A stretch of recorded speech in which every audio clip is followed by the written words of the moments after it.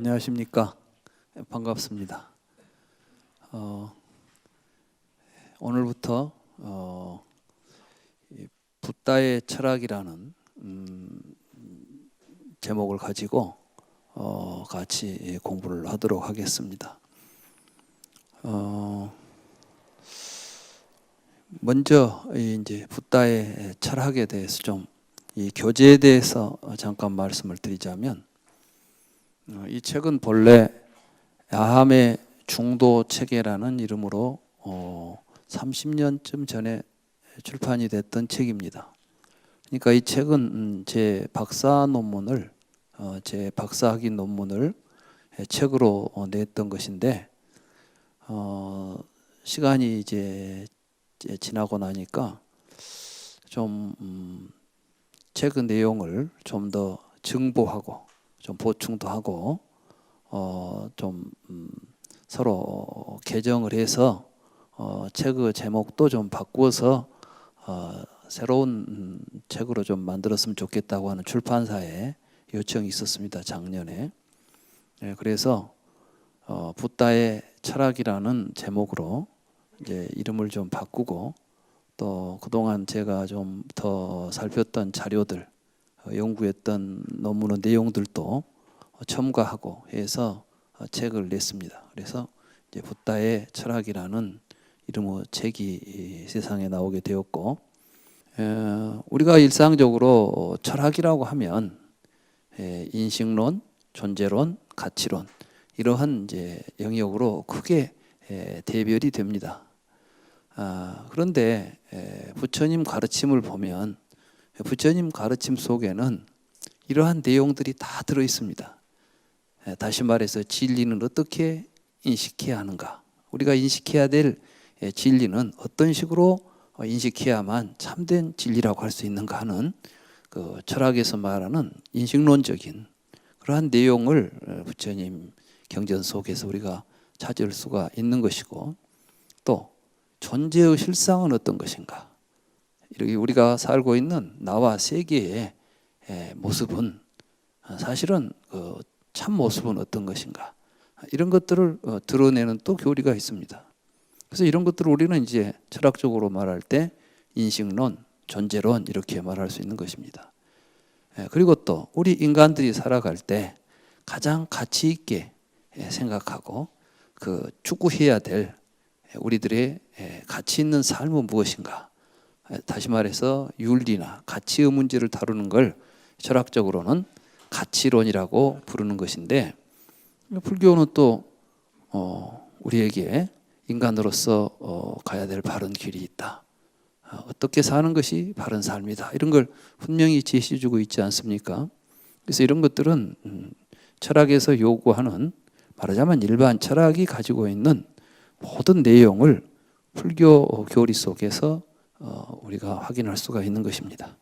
그렇기 때문에 저는 야함의 중도체계라는 책을 쓸 때 그 책이 크게 네 단계로, 이제 네 개의 큰 챕터로 구성이 되어 있습니다.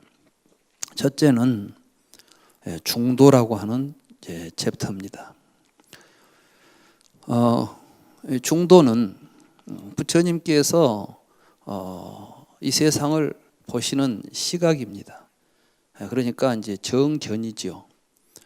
세상의 모든 우리들의 이론이나 철학들은 어떤 관점이 있습니다.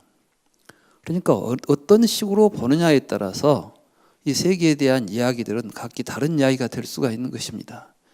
그런데 잘못된 견해를 가지고 본다면, 잘못된 관점에서 본다면 진실을 바로 볼 수가 없겠죠. 그래서 부처님께서 가장 중요시한 것은 우리들은 정견을 가지고 세상을 봐야 된다. 그러니까 이제 바른 관점을 확립해야 된다. 이게 불교 공부의 출발점입니다. 그래서 저는 이제 중도가 무엇인가 하는 차원에서 중도를 먼저 이야기하고, 그리고 그 중도 관점에서 인식론과 존재론과 가치론을 탐구할 수가 있는 것입니다. 이런 관점에서 제 책은 이제 제 첫 번째는 중도에 대한 이야기가 되겠고, 두 번째는 인식론, 세 번째는 존재론, 네 번째는 가치론, 이러한 내용이 되어 있는데 이번 겨울에는 그 가운데서 중도와 인식론에 대한 내용을 가지고 여러분들과 함께 공부를 하도록 하겠습니다. 예, 어떤 사람들은 이렇게 말합니다. 불교는 종교인데 왜 자꾸 종교를 철학적으로 논의하려고 하느냐, 이러한 생각을 가지신 분도 간혹 있습니다. 그런 생각을 가진 분들이 있을 수 있겠죠. 예. 여러분들이 아시기에 불교는 종교지 않습니까? 그런데 왜 종교를 자꾸 철학적으로 논하려고 하느냐? 이제 또 그러한 그 생각을 가지신 분들의 내면에는 종교는 신비하고 초월적이고 우리들이 알 수 없는 세계를 다루는데 철학은 우리들이 알려고 하는 욕구를 충족시켜 주는 것이거든요. 그러니까 어떻게 알 수 없는 세계를 이야기하는 걸 우리가 알려고 하느냐. 그러니까 이제 종교는 알려고 하지 말고 믿어라. 믿으면 되지 뭘 그 알려고 하느냐. 이제 이런 관점을 갖는 것이죠. 그런 관점에서 본다면 이제 불교는 우리가 뭐 생각하고 따지고 할 게 없죠. 부처님이 하신 말씀, 하신 말씀을 그대로 믿고 따르기만 하면 될 것이죠. 근데 과연 부처님이 그렇게 우리를 가르쳤을까요? 불교가 다른 종교와 같이 맹목적인 신앙을 요구하는 종교인가 하는 문제입니다. 부처님께서 왜 출가를 하셨습니까? 부처님 당시에 종교가 있었습니다. 그 당시 종교는 브라만교입니다. 브라만교에서는 브라만 신이 세상을 만들었다고 가르치고 있습니다. 그러니까 브라만에게 제사를 지내면은 우리가 알 수 없는 윤회의 과정에서 벗어나 가지고 브라만천에 가서 영원히 죽지 않고 불사라고 그러죠. 불사. 죽지 않는 삶을 누릴 수가 있다. 이렇게 가르치고 있었어요. 부처님은 만약에 신앙인이라면 그렇게 믿고 그대로 갔으면 좋을 텐데 왜 부처님께서는 출가를 해가지고 다른 종교를 말하자면 불교를 창시하셨을까요? 부처님 말씀에 보면 이런 이야기가 있습니다. 어떤 사람이 브라만천에 대해서 이제 이야기를 하죠. 브라만천에 가면 영원히 우리가 죽지도 않고 행복한 삶을 살 수가 있다. 이런 이야기를 하니까 부처님께서 그 브라만에게 이렇게 말했습니다. 혹시 그대들 가운데 브라만천을 가서 본 사람이 있습니까? 브라만천을 가서 본 사람이 있겠습니까? 없다고. 그런 사람은 없다. 그럼 당신은 당신이 보지도 못한 브라만천에 대해서 어떻게 알고 이야기를 하십니까? 우리 아버지가 이야기했다. 이제 브라만들은 대대로 세습이 되죠. 그러니까 이제 할아버지, 아버지, 아들 이렇게 쭉 이제 브라만은 한번 브라만이죠. 그게 이제 인도의 카스트죠. 그래서 이제 브라만 계급은 저 조상 때부터 계속 브라만들이 있고 그 브라만들이 한 이야기가 브라만 신이 있어가지고 세상을 창조했다는 이야기가 이 브라만교에서 믿는 베다에 나오는 이야기입니다. 그럼 베다는 누가 썼겠어요? 신이 썼겠습니까? 브라만들이 썼겠습니까? 브라만이 썼겠죠.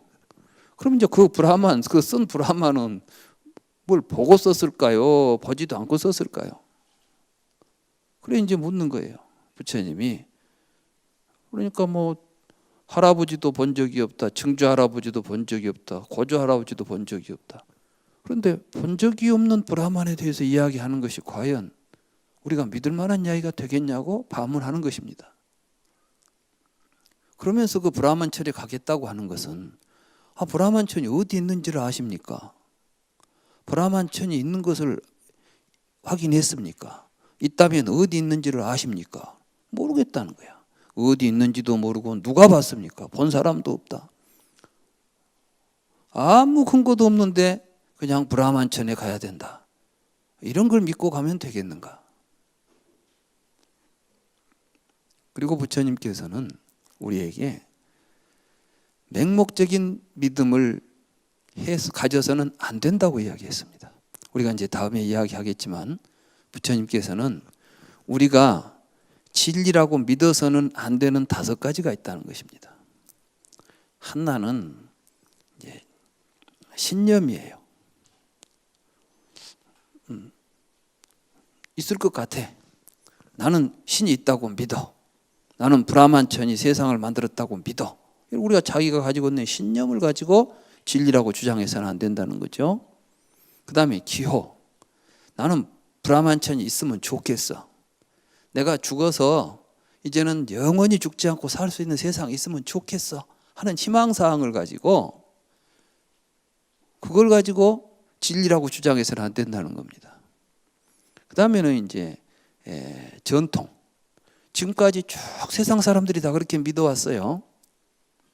그러니까 나도 그렇게 믿고 따라갈 수 있다고 생각해서도 안 된다는 것입니다. 논리적으로 생각해 보니까 그럴듯하다 해서 그 논리적인 추론을 통해서 어떤 지식을 얻어가지고 그걸 진리다고 믿어서도 안 된다는 겁니다. 마지막에는 그럴듯한 이론이 좋아서 말하자면 누구 철학, 말하자면 성경의 내용 또는 어떤 교리, 뭐 다른 사람이 만들어 놓은 어떤 철학 체계 이런 게 좋아가지고 그 생각을 자기가 받아들여 가지고 그걸 진리라고 해서도 안 된다는 것입니다. 이 지점은 사실은 지금까지 세상에 있는 모든 진리라고 주장하는 사람들이 그 진리라고 주장하는 근거로서 가지고 있었던 것들이 바로 이 5가지입니다. 그러니까 많은 사람들은 실제로 진리를 알아서 이게 진리다라고 주장하는 게 아니라 첫째는 지가 그렇게 믿고 있거나 또는 스스로가 그렇게 되었으면 좋겠다고 지 마음에 들어서 그걸 진리라고 하거나 대부분의 사람들은 이제 이런 걸 진리라고 합니다. 요즘 우리 주변에 보면 이제 진리는 사실은 진실, 사실이거든요. 근데 이 사실을 우리가 접근해가는 방법에 있어서 많은 사람들이 자기가 이건 분명히 사실일 거라고 생각하고 있는 것들도 잘 살펴보면 그 가운데는 전혀 사실이 아닌 것을 사실이라고 믿고 있는 경우가 허다합니다. 예를 들면 요즘 가짜 뉴스들이 참 많죠. 가짜 뉴스 많잖아요. 사실 지금 우리 주변에 돌아다니는 텔레비전에 나오면 진짜라고 생각하시지 마세요. 뭐 여기 텔레비전 방송이 있지만 사실은 이 사람들은 무엇을 진실로 받아들이고 싶어 하냐 하면 자기 마음에 드는 것을 진실로 받아들이고 싶어 해요. 그러니까 진실을 보는 것이 아니라 자기가 좋아하는 식으로 보는 거예요. 자기가 좋은 대로 보는 거예요. 말하자면 저 사람은 나쁜 사람이면 좋겠어요. 근데 사람들이 막 나쁘다고 해. 그러면 그렇지. 그 사람 사실 나쁜 사람 아니에요. 그런데 나쁘다고 욕하면 자기 마음에 들면 자기도 막 덩달아서 욕합니다. 근데 이제 자기가 좋아하는 사람이에요. 그 사람은 좀 나쁜 짓을 해요. 근데 자기는 모르고 있는데 그건 좋다고 생각하고 있는 사람이 자기가 좋아한다면 누가 그 사람을 비난하면 여러분들은 그럴 리가 없어. 아니야. 이런 식으로 말하게 되겠죠. 대부분 우리는 진실을 어떻게 해야 진실에 접근한지도 모르고 있다는 겁니다. 부처님은 바로 그걸 깨달아서 어떻게 하는 것이 진실에 접근하는 방법인가, 어떻게 해야 우리는 진리에 도달할 수 있는가, 이런 걸 면밀하게 따지고 그걸 선택해서 출가해가지고 그러한 사유를 통해서 진리를 깨달았습니다. 우리는 여기에서 불교의 진리와 다른 종교의 진리를 구분할 필요가 있습니다. 일반적으로 모든 다른 불교 외의 다른 종교는 이제 계시라고 합니다. 계시라는 건 뭐냐면은 초월적인 힘을 전제로 합니다. 그러니까 우리가 알 수도 없고 볼 수도 없는 저 하늘에 신이 살고 있다는 거예요. 그런데 그 신이 우리에게 뭔가를 지금 보여줬어요. 그런데 그걸 신이 우리에게 뭔가 메시지를 전했는데, 다시 말해서 우리에게 무슨 의사를 전달해 주려고 하는데, 우리가 신하고 그런 의사소통이 가능합니까? 불가능합니까? 여러분들은 신하고 의사소통 하세요? 못하죠? 그런데 갑자기 어떤 사람이 나는 할 수 있다고 하는 사람이 하나 나오는 거예요. 이 사람들이 이제 뭐 기독교에서 말하면 뭐 선지자, 뭐 애언자, 애언하고 한 사람들 있잖아요.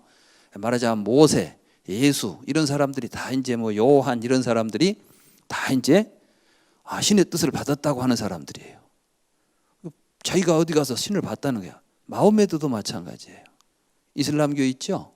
한 7세기나 6세기, 7세기 무렵에 마호메드라는 사람이 기도를 하고 있는데, 동굴 속에서 열심히 기도를 하고 있는데 어떤 사람이 왔다 갔다 했어요. 그 사람하고 뭐 만나서 이야기를 했는데 알고 보니까 그 사람이 신이었다는 거예요. 그래서 이제 그 사람하고 만나서 그 사람이 전해준 뜻을 가지고 기록한 게 코란이에요.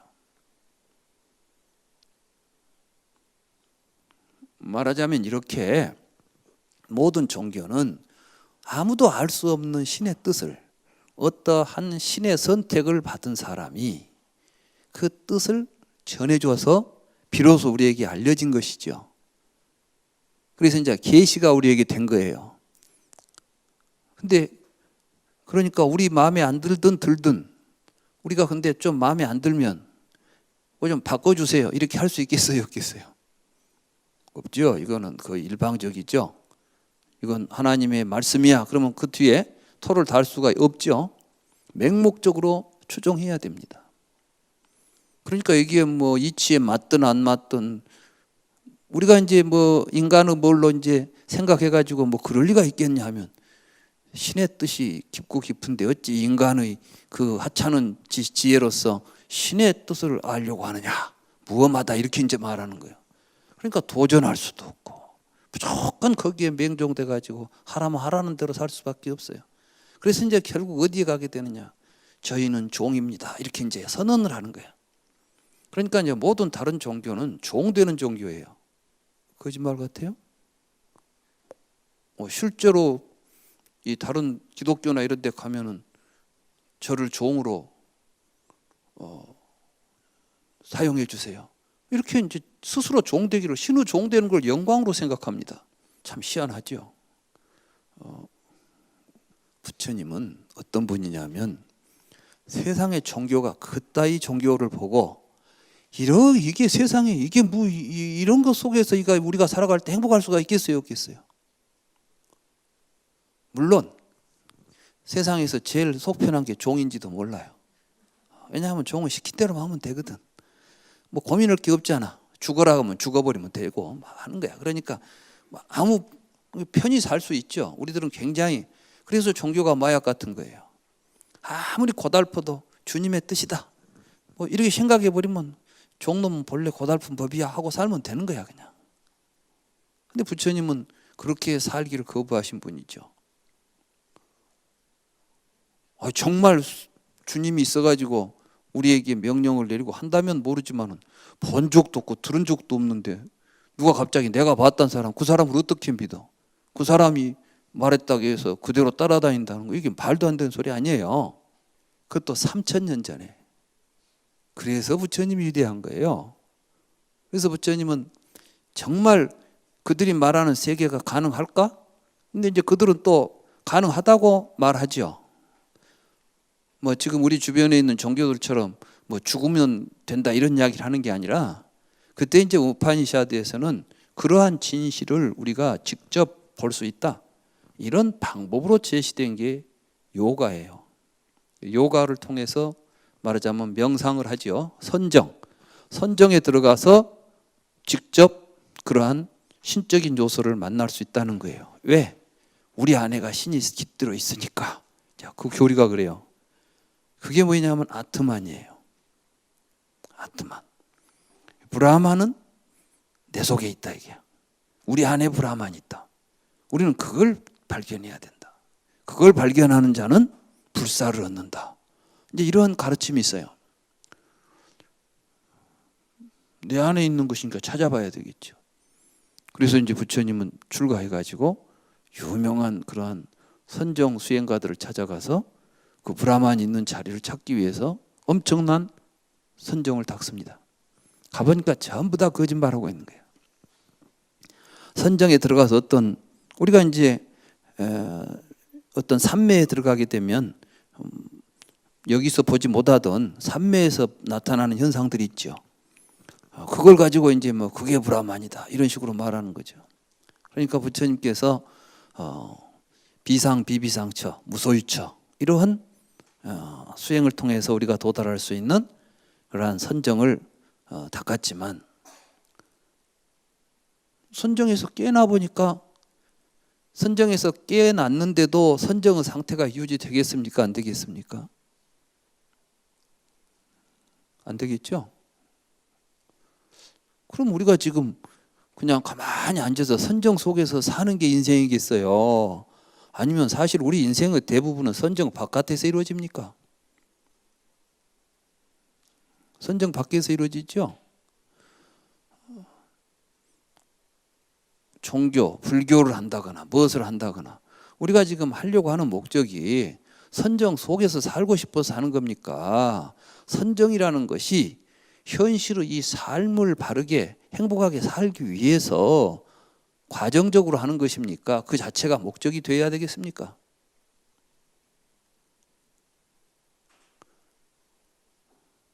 만약 어떤 사람이 현실과는 전혀 동떨어지게 혼자 선정에 들어가 있는 세계에서만 놀고 있으면 우리는 그런 사람을 뭐라고 부르겠어요? 미쳤다고 하죠. 왜냐하면 우리가 같이 볼 수 있는 이 현실 세계를 공유하고 있는 이 세계를 떠나 있는 사람을 그리고 그 사람은 사실은 착각이나 환상을 보고 있는 거죠.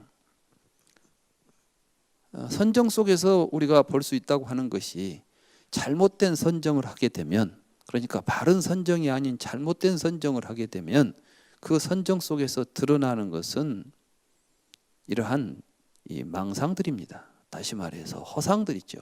진실이 아닌 것이죠.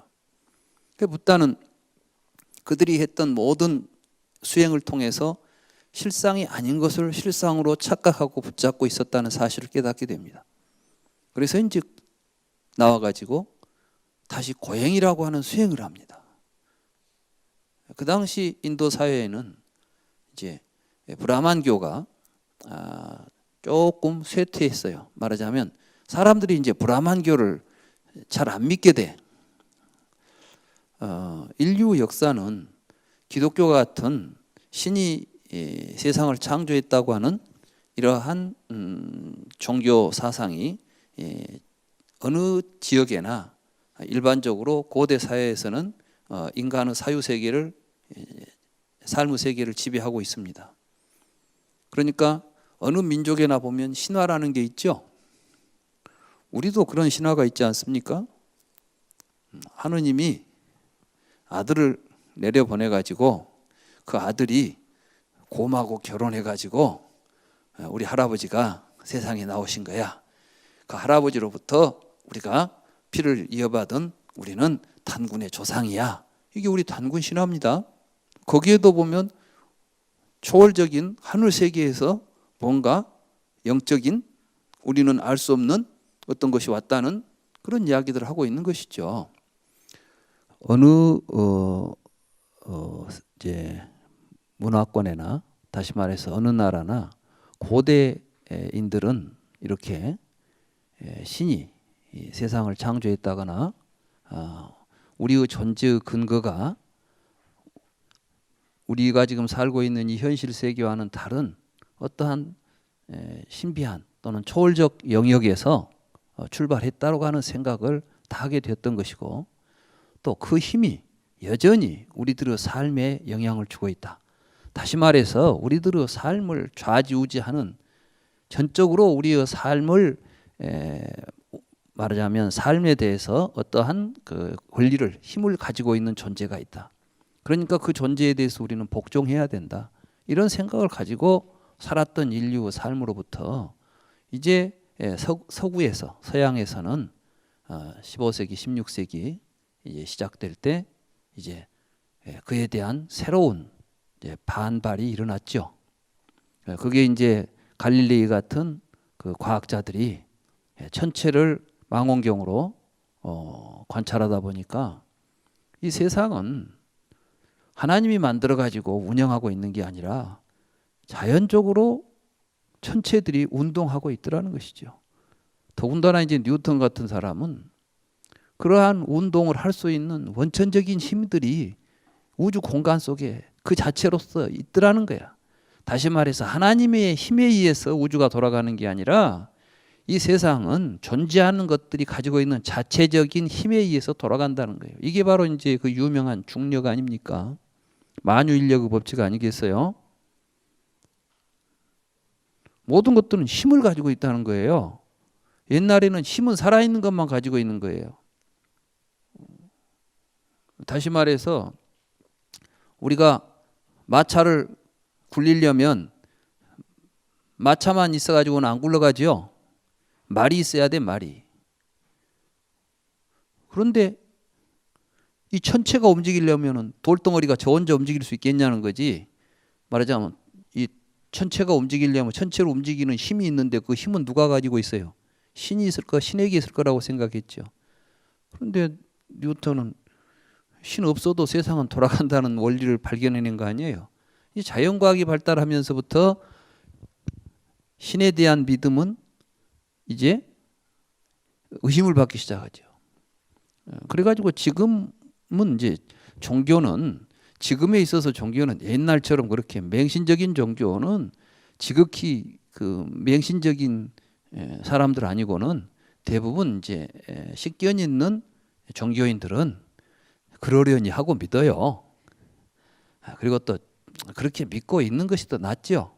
왜냐하면 이제 서양에서는 서양과 동양의 그 윤리학에 있어서 차이가 있습니다.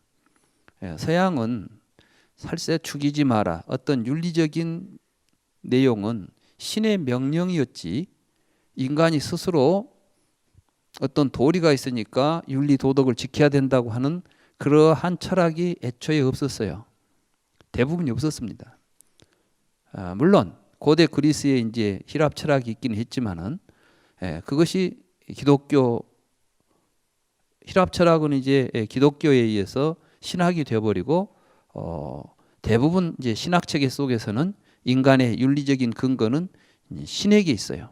그러니까 요즘도 서양에서는 생명 윤리를 이야기할 때 기독교가 제일 먼저 나서죠. 거기는 성경의 말씀이나 신학적인 차원에서 지금 우리가 난자를 우리가 지난번에 그 황우석 박사 사건 때 그 난자를 갖다가 실험에 사용했다고 했잖아요. 그러니까 이제 왜 생명공학에 대해서 기독교인들이 그렇게 반발하느냐? 생명은 신의 영역인데 인간이 도전하면 안 된다. 이런 전제를 가지고 있어요. 그게 이제 생명 윤리죠. 그러니까 어떤 윤리적인 차원에 들어가면 그 사람들은 그러니까 나는 기독교를 믿지 않습니다. 무신론자다. 그러면은 그 사람은 도덕 부정론자라고 보는 거예요. 서구적인 관점에서 보면 무신론 그러면 그 사람들은 이제 도덕을 부정하는 사람들 이런 식으로 이해가 되는 관계에 있어요. 그래서 건전한 시민이라면은 윤리적인 차원에서 종교를 믿는 이제 그러한 정도지. 신이 정말 세계를 창조했다 하고 믿는 경우는 흔치 않은 것이죠. 지극히 이제 폐쇄적인 근본주의자들을 제외하고는 그렇지 않습니다. 그런데 우리는 그렇지 않았어요. 우리는 신이 없이도 공자님, 맹자님이 신은 명령이니까 우리가 윤리를 지켜야 된다고 말했습니까? 그렇지 않죠. 우리 동양에서는 본래 인간에게서는 인간의 일윤이라는 게 있다. 윤이라는 개념이 있죠. 윤, 관계. 이 관계라는 것은 이제 하늘에서부터 하늘이 맺어준 관계, 천륜, 일륜 이런 말들이 있을 때는 이때 천이라는 것은 하늘에 있는 어떤 하나님이 맺어줬다는 것이 아니라 원래부터 인간에게는 마땅히 해야 될 도리들이 내지에 있다고 하는 것을 전제하고 그것을 밝혀서 그 도리를 실현하는 것이 인간의 삶의 바른 삶의 길이다. 이게 이제 바른 도다. 여기서 도라는 개념들이 일찍부터 나오잖아요. 부처님도 바로 이 팔정도, 신의 명령이 아니라 우리가 살아야 될 바른 길이 있다. 이걸 밝혀내신 거예요. 그래서 동양에서는 이런 걸 종교라고 부릅니다. 근데 서양에서는 신에 의한 종교의 종교가 부정되고 나서는 기독교가 나타나는데 기독교에는 이런 윤리적인 요소들이 이제 기독교가 이제 기독교 이후에 과학이 나타나는데 과학 사상 속에는 이러한 윤리적인 내용이 없습니다. 그러다 보니까 기독교라는 종교를 배제하고 나서는 윤리성을 담보할 수 있는 어떠한 근거가 없으니까 종교라는 이름이 윤리적인 차원에서 굉장히 존중을 받고 있었던 것이죠. 그리고 지금까지 유지되고 있었던 것이고. 그러나 이제 요즘 시대는 또 변해가지고 그마저도 이제 사라져가면서 기존의 윤리체계 자체가 막 무너져버리는 시대가 지금 도래하고 있습니다. 이러한 시대에서 이제 불교는 부처님 당시에 이미 브라만교에 대한 비판이 그러니까 서양에서는 15세기, 16세기 르네상스를 전후해서 이제 기독교에 대한 비판적 사고가 출발했다고 한다면은 인도에서는 부처님 당시에 그러한 사고들이 출발합니다. 그리고 그때 이미 이제 불교를 위시해서 자인화교 또는 여타 이제 사문이라고 하는 새로운 슈라마나라고 하는 새로운 사상가들, 유물론자들 이런 다양한 사상가들이 등장했을 때 부처님도 그에 맞물려서 브라만교의 어떠한 교리 자체가 과연 진실인가를 묻고 진리를 찾기 위해서 부처님이 출가하셨던 것이고 그 결과로 해서 부처님이 깨달음을 얻었던 것입니다. 그렇기 때문에 철저하게 불교는 그 성격 자체가 일반적인 종교의 차원을 넘어서서 매우 철학적이라는 사실을 이해해야 됩니다. 그렇기 때문에 우리가 불교를 공부하면서 불교를 철학적으로 탐구하는 것은 불교의 근본에 접근하는 올바른 방식인 것이지 종교의 신성을 해치는 그러한 행동들이 아니라는 것입니다. 속자들은 뭐 종교적인 영역을 왜 철학적으로 그렇게 분석해가지고 다 까발리려고 하느냐, 막 감춰두고 신비하게 해가지고 믿고 가면 될 텐데 이런 식으로 말하는데 그렇지 않습니다. 불교는 근본적으로 있는 것을 사실을 사실대로 잘 드러내서 거기에 맞추어서 우리의 삶을 바르게 살아가자는데 그 의의가 있기 때문에 불교는 그야말로 철학 중에 철학입니다. 그렇기 때문에 종교가 되는 것입니다. 종교라는 말 자체도 사실은 서양에는 없는 말입니다. 서양에서는 릴리전이라고 하는 말을 일본 사람들이 번역을 할 때 종교라고 번역을 했습니다. 근데 종교라는 말은 사실은 불교에 있는 말입니다. 불교에서 종교는 무슨 말이냐면 이 종이 무슨 종자죠?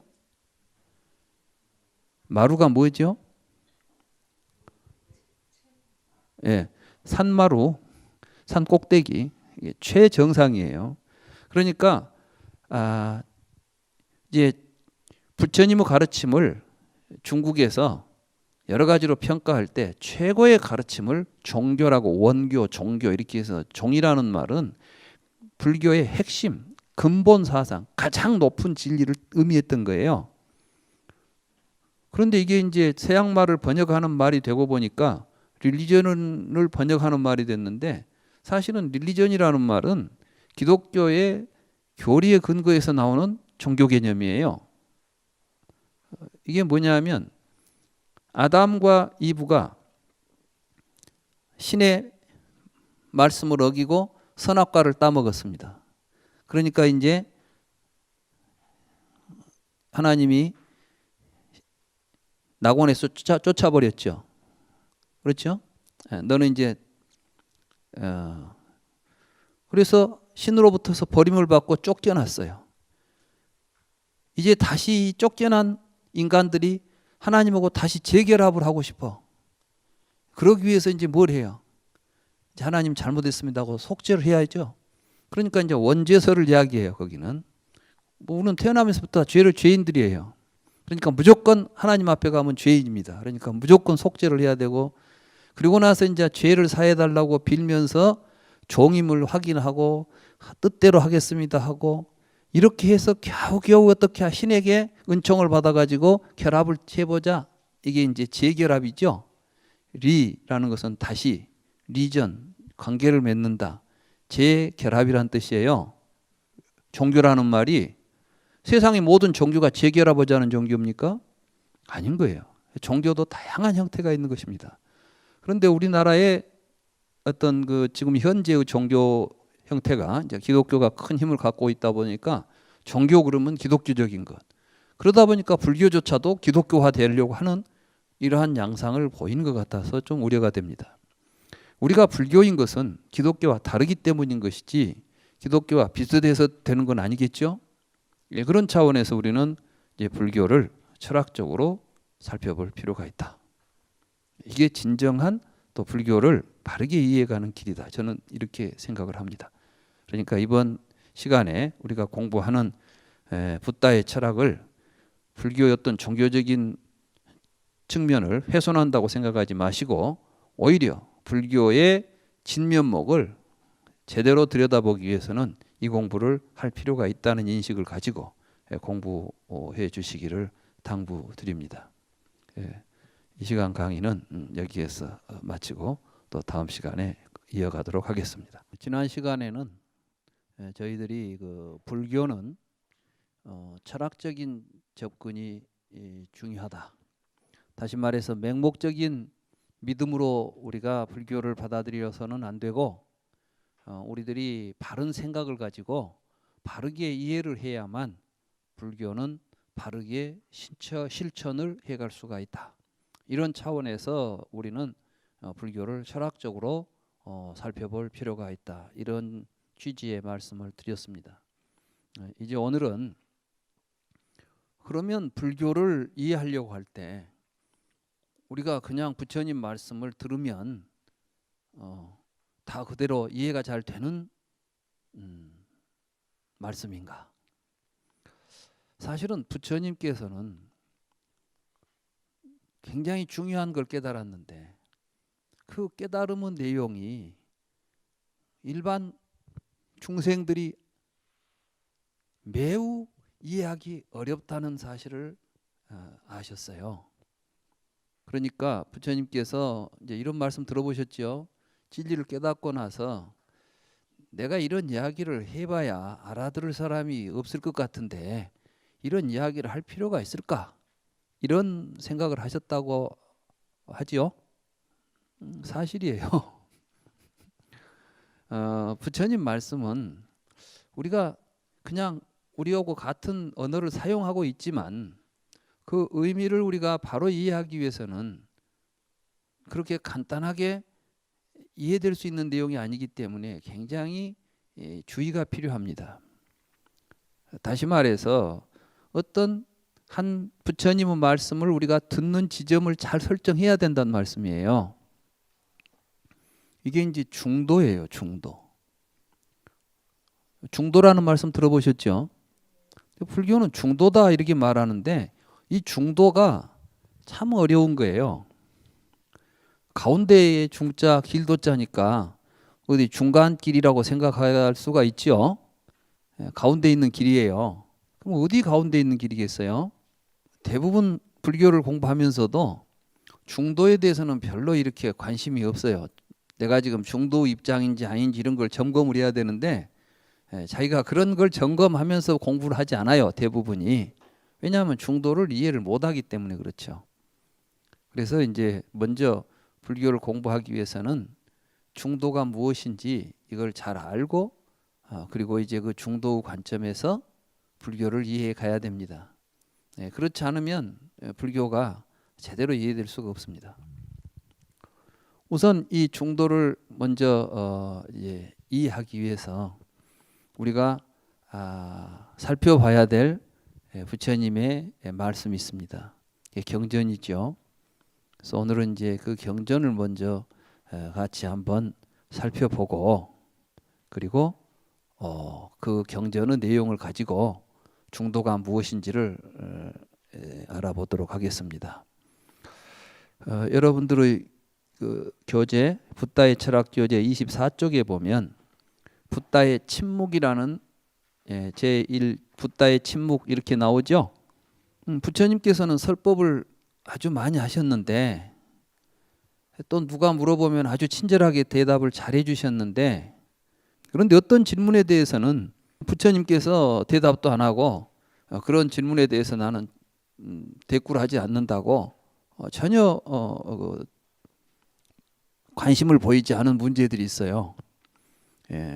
그게 뭐냐면 이제 이 세계는 영원히 존재할까 아니면 언젠간 없어져 버릴까, 이런 문제들, 또는 이 세계는 무한히 넓을까 아니면 유한할까, 이런 문제들, 또는 우리들이 이제 죽으면 우리 생명이라고 하는 것이 이 몸과 같아 가지고 이 몸이 생명을 마치면 우리도 다 생명이 끝나버리는 것인가, 아니면 그거 말고 우리의 생명은 이 몸과는 따로 존재하는 것인가, 이런 질문들, 심지어는 진리를 깨달아서 열애가 되신 분들, 그러니까 열애가 돌아가신 뒤에 존재할 수 있을까, 아니면 그냥 죽은 뒤에 열애는 없어져 버리는 것일까, 뭐 이런 질문들을 하면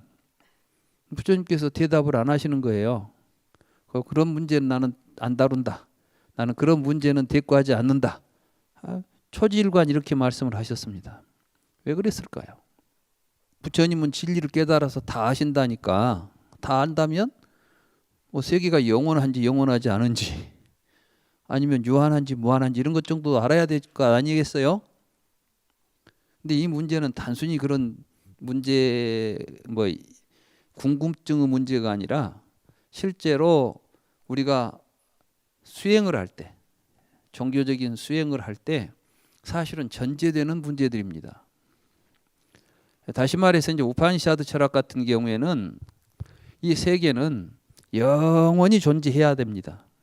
그래야 영원히 살 수가 있는 거죠.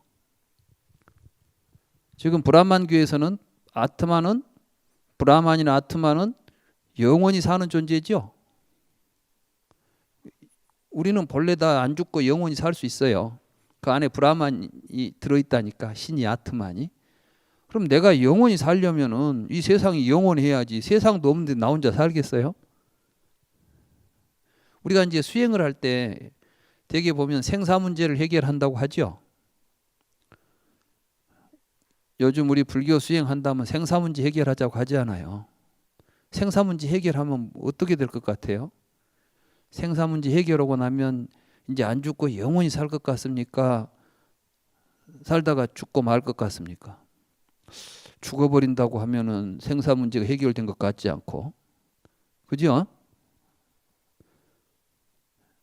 사실 우리가 지금 공부하면서도 불교에서 뭐 생사 문제를 해결하자 하고 수행을 한다고 하면서도 굉장히 막연하게 하고 있는 거예요.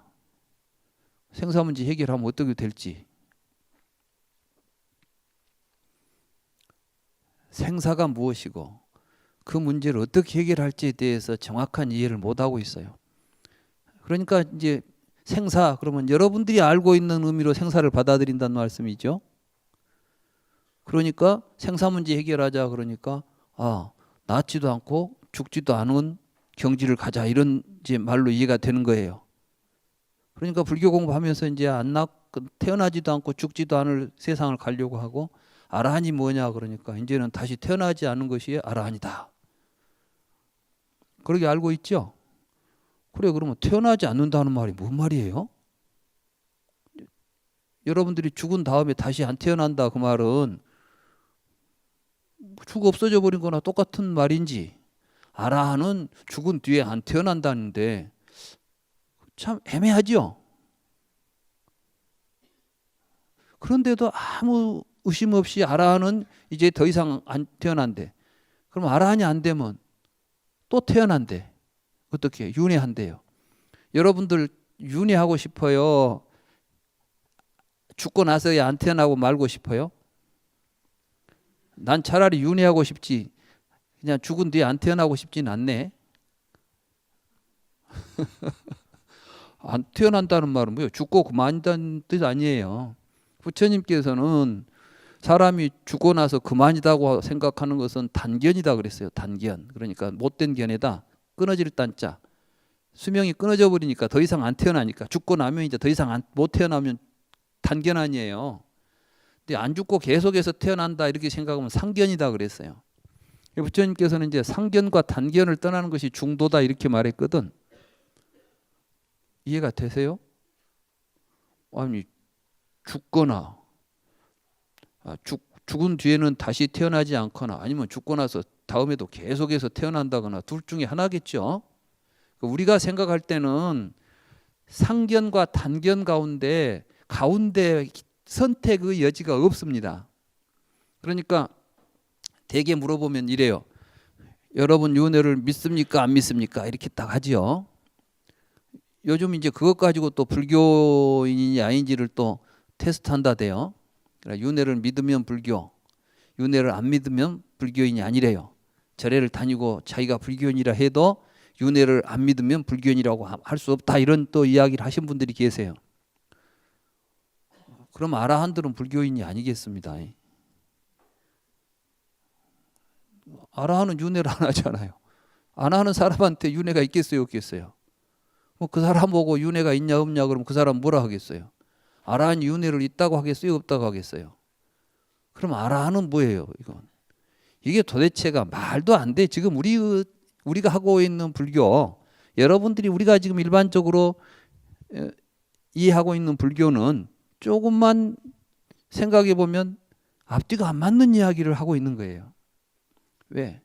사실은 이제 우리가 중도를 잘 모르기 때문에 부처님의 말씀을 못 알아들어서 혼란스러운 거예요. 부처님께서는 윤회한다고 다음 세상에 가서 태어난다고 하면은 상견이다 하고 안 태어난다고 하면 단견이라고 하니까 상견과 단견을 떠나는 자리에 중도가 있다 그랬는데 중도는 어디가 있습니까? 보이지도 않죠. 지금 여러분들 눈에 보이지 않는 중도를 보아야 하는 거예요. 그 길을 찾아내는 게 불교 공부예요. 그러니까 어렵겠죠. 그래서 이제 그걸 찾아내기 위해서 사실은 이 중도를 잘 드러내기 위해서 경전에 이런 내용들이 실려 있는 겁니다. 부처님께서 왜 침묵했는가? 부처님은 중도 입장에 있기 때문에 이 두 개의 양편에 걸리지 않으려고 침묵하신 거예요. 이게 붓다의 침묵이 바로 중도예요. 그러면 그 침묵의 자리에서 우리가 갈 길은 무엇인가? 이게 바로 팔정도라는 거예요. 정견을 가지고. 그러니까 지금 우리는 상견이나 단견은 정견이 못 되는 거예요. 이 두 가지가 잘못된 생각이라는 것을 알고 깨달아서 가는 길이 팔정도입니다. 그러니까 이 팔정도라는 게 그렇게 간단한 길이 아니에요. 팔정도는 반드시 중도를 정확하게 볼 수 있어야 돼요. 이 중도를 정확하게 보는 지점을 정견이라고 하는 것입니다. 그래서 정견이 곧 중도인 것이죠. 그래서 이제 이 정견을 우리가 바로 이해하기 위해서 붓다가 왜 그러한 질문들에 대해서 대답을 하지 않고 침묵했는지 그 이유를 정확하게 알아야 한다는 것입니다. 그래서 이제 오늘은 그 침묵의 문제를 가지고 그 이야기를 전하고 있는 전유경이라고 하는 중암경에 있는 전유경. 전유경은 독화살에 비유한 부처님의 가르침이다. 이래서 이제 전유경이라고 그래요.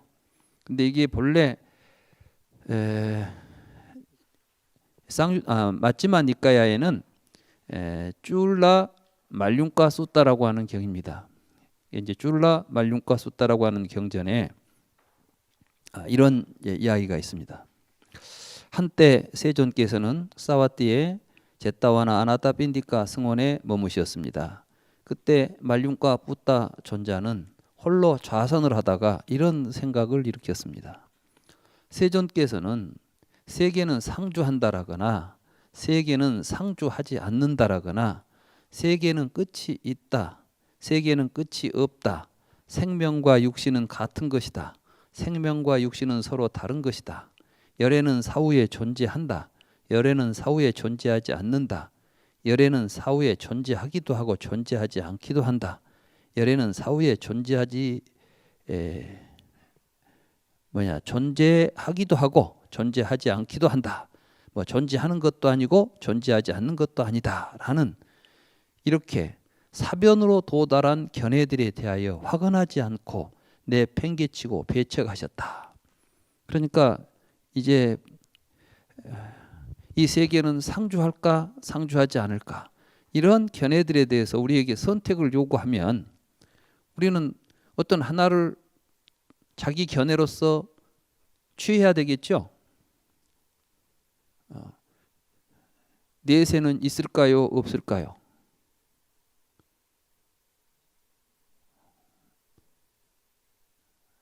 내가 이렇게 질문하면 여러분들은 답변을 할 때 둘 중에 하나를 선택해야 되겠죠. 지금 여러분들에게 답변하라는 질문이 아닙니다. 우리는 어떤 질문들을 보면 내세는 있을까 없을까라는 물음을 던져놓고 선택하도록 하는 거예요. 이런 질문들에 대해서 부처님이 답변을 안 해요. 왜 답변을 안 했을까요?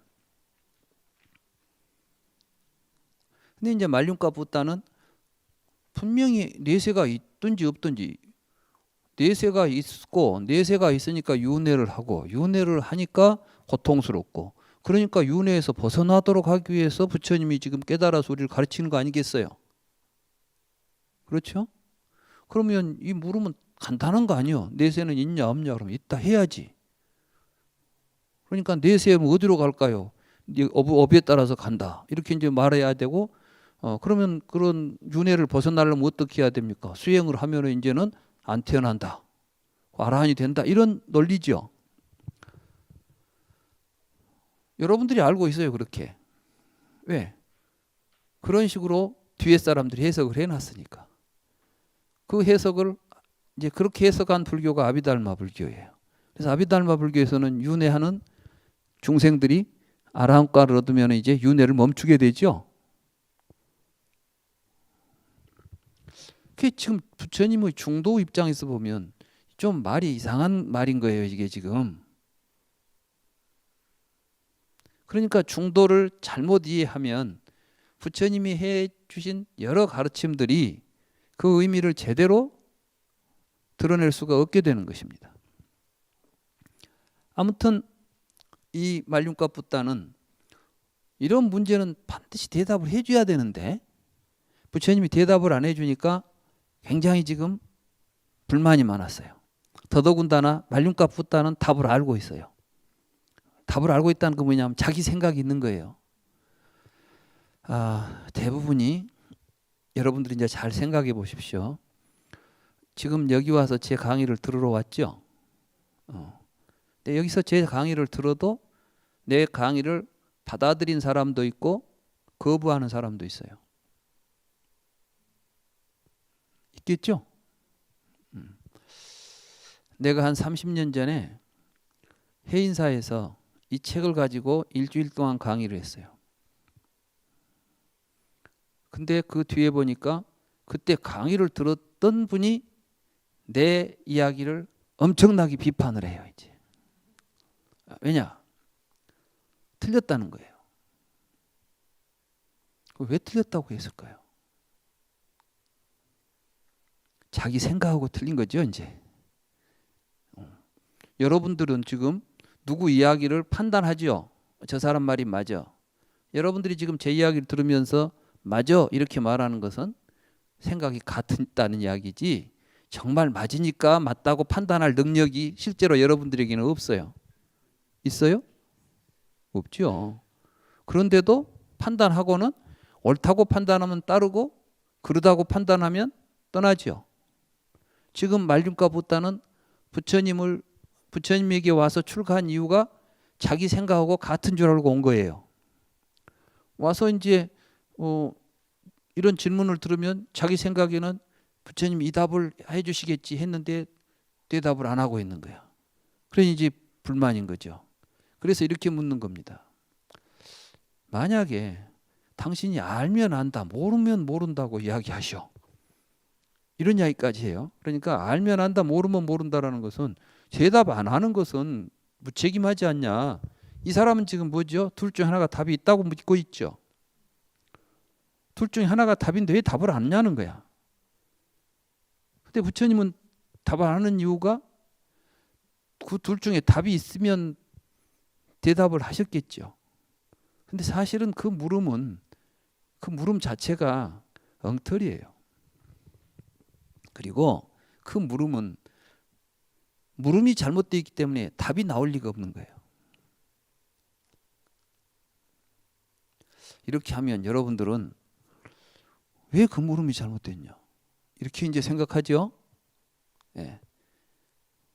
여러분들이 아직 무명 속에 있으니까 그래요. 중도를 모르니까 그러는 거예요.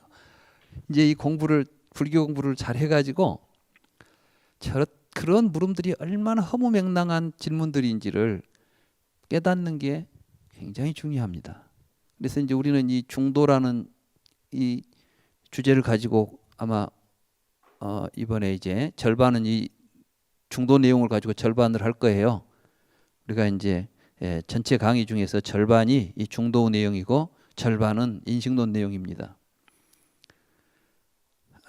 그러니까 이번 시간에 좀 이해가 안 된다고 해도 아직 시간이 많이 있으니까 걱정하지 마시고 차분하게 들으시면 됩니다. 아무튼 이제 이때 이런 생각을 하는 것입니다. 나는 이것이 마음에 들지 않고 이것을 용인할 수가 없다. 나는 세존을 찾아가서 이 문제에 대하여 물어봐야겠다. 만약 세존께서 나에게 이 문제에 대하여 확언을 해주신다면 나는 세존 밑에서 청정한 수행을 실천하겠다. 그러나 나에게 확언을 해주시지 않는다면 나는 공부를 포기하고 환속하겠다. 그러니까 이제 출가 그만두겠다는 거예요. 이게 가만히 보니까 좀 의심스러운 거예요. 깨달아서 다 안다는 분이 뭐 물어보면 대답도 못하고 이게 꼭 사이비 같아. 그러니까 내가 계속 이 사람 밑에서 공부할 필요가 있겠어? 이번에 가서 확인해보고 사이비가 분명하면 나는 이 교단을 떠나야지. 이런 이제 대단한 각오를 가지고 간 거예요. 그래서 이제 세존이시여, 만약 세존께서 세계는 상주한다라고 알고 계신다면 저에게 세계는 상주한다라고 확언해 주십시오. 확실하게 말해 주란 이야기죠. 만약에 세존께서 세계는 상주하지 않는다라고 알고 계신다면 저에게 세계는 상주하지 않는다라고 확언해 주십시오. 뭐 이렇게 이제 쭉 묻습니다. 그리고 만약 세존께서 열애는 사후에 존재하는지 존재하지 않는지, 존재하기도 하고 존재하지 않기도 하는지, 존재하지도 않고 존재하지 않지도 않는지 몰라서 알지 못하고 있고 보지 못하고 있다면 나는 알지 못한다, 나는 보지 못한다라고 하는 것이 솔직하지 않겠습니까? 이런 표현을 해요. 그러니까 참 재밌죠. 부처님 앞에서 모르면 모른다고 하는 게 솔직하지 않겠습니까? 왜 자꾸 아는지 모르는지 그렇게 그냥 흐리멍텅하고 계십니까? 이런 식으로 아주 직설을 하고 있어요. 제가 이건 이제 그 빨리어 경전에 말을 그대로 지금 번역한 겁니다. 이건 제가 보태서 한 말이 아니라 니까야에 이런 식으로 부처님한테 합니다. 근데 이 문제에 대해서 많은 불교학자들이 또 여기에 대해서 해석을 해요. 왜 부처님이 침묵을 했을까요? 이제 어떤 분들은 그런 문제는 수행에 도움이 안 된다. 뭐 세계가 영원하냐 영원하지 않냐 이런 거 묻고 있지 말고 그냥 참선해야지. 뭐 참선 안 하고 헛생각하냐. 그러니까 대답을 안 해줬다는 거예요. 아, 그러면 그렇게 말씀을 하셔야지. 야, 이런 문제는 수행에 도움이 안 돼. 그러니까 이 문제는 이런 거 하지 말고 수행해라. 이렇게 대답을 해야 되잖아요. 근데 부처님 그런 대답 안 해요. 그러니까 부처님이 하지 않은 대답을 만들어서 자꾸 설명을 하려고 해요. 왜? 자기 생각으로. 이게 굉장히 이제 우리가 불교 공부할 때 경계해야 될 게인데, 이해가 안 되면 이해될 때까지 왜 이렇게 침묵하고 계실까를 더 깊이 생각해야 되는데, 자기 생각으로 해석해 가지고 그냥 정리해버리고 넘어가 버려요. 그러니 매우 중요한 가르침이 우리에게 의미를 드러내기 전에 자기는 이미 알고 있는 것으로 치부하고 넘어가 버리는 거죠. 요즘 우리 이제 불교 공부들이 그렇게 돼 있어요. 또 어떤 분들은 알고 있었지만 깨달아야 될 내용이니까 가르쳐 줬다. 또 뭐 이런 이야기도 하고. 그래서 이제 제가 그러면 정말 부처님 뭐라고 그러면 부처님도 이유가 있을 거 아닙니까? 이제 물었어요. 왜 대답을 안 해주냐? 이제 이 정도 했으면 알면 안다, 모르면 모른다고 좀 이야기하세요. 왜 어영부영 그렇게 그냥 뭐 구렁이 담 넘어가듯이 얼렁뚱땅 넘기시려고 합니까? 이렇게까지 질문을 했는데 부처님이 그냥 넘어가겠어요? 그때 이제 부처님의 답변이 이제 이런 것입니다. 거기 이제 29쪽에 보면, 근데 참고로 이제 이 문제에 대해서 옛날 어르신들, 그러니까 이제 인도나 중국에서 고승들 있지요. 이런 분들이 다 언급하고 있어요. 왜 부처님이 이 문제에 대해서. 근데 이분들의 의견은 한결같아요. 이것 자체가, 이 물음 자체가 사견이고 잘못된 생각이고 이 문제 자체가 엉터리 질문이다. 이런 문제는 다루어서는 안 된다. 이런 것들을 분명하게 합니다. 그러니까 제가 이제 불교를 쭉 역사적으로 보니까 고승이라고 했고 역사적으로 훌륭하신 분들은 정말 그만큼 부처님의 가르침에 대한 근본적인 이해가 되어 있는 분들이라는 것을 저는 느꼈어요. 지금도 공부하면서 보면 옛날 분들의 책들은 정말 잘 이해하고 있습니다.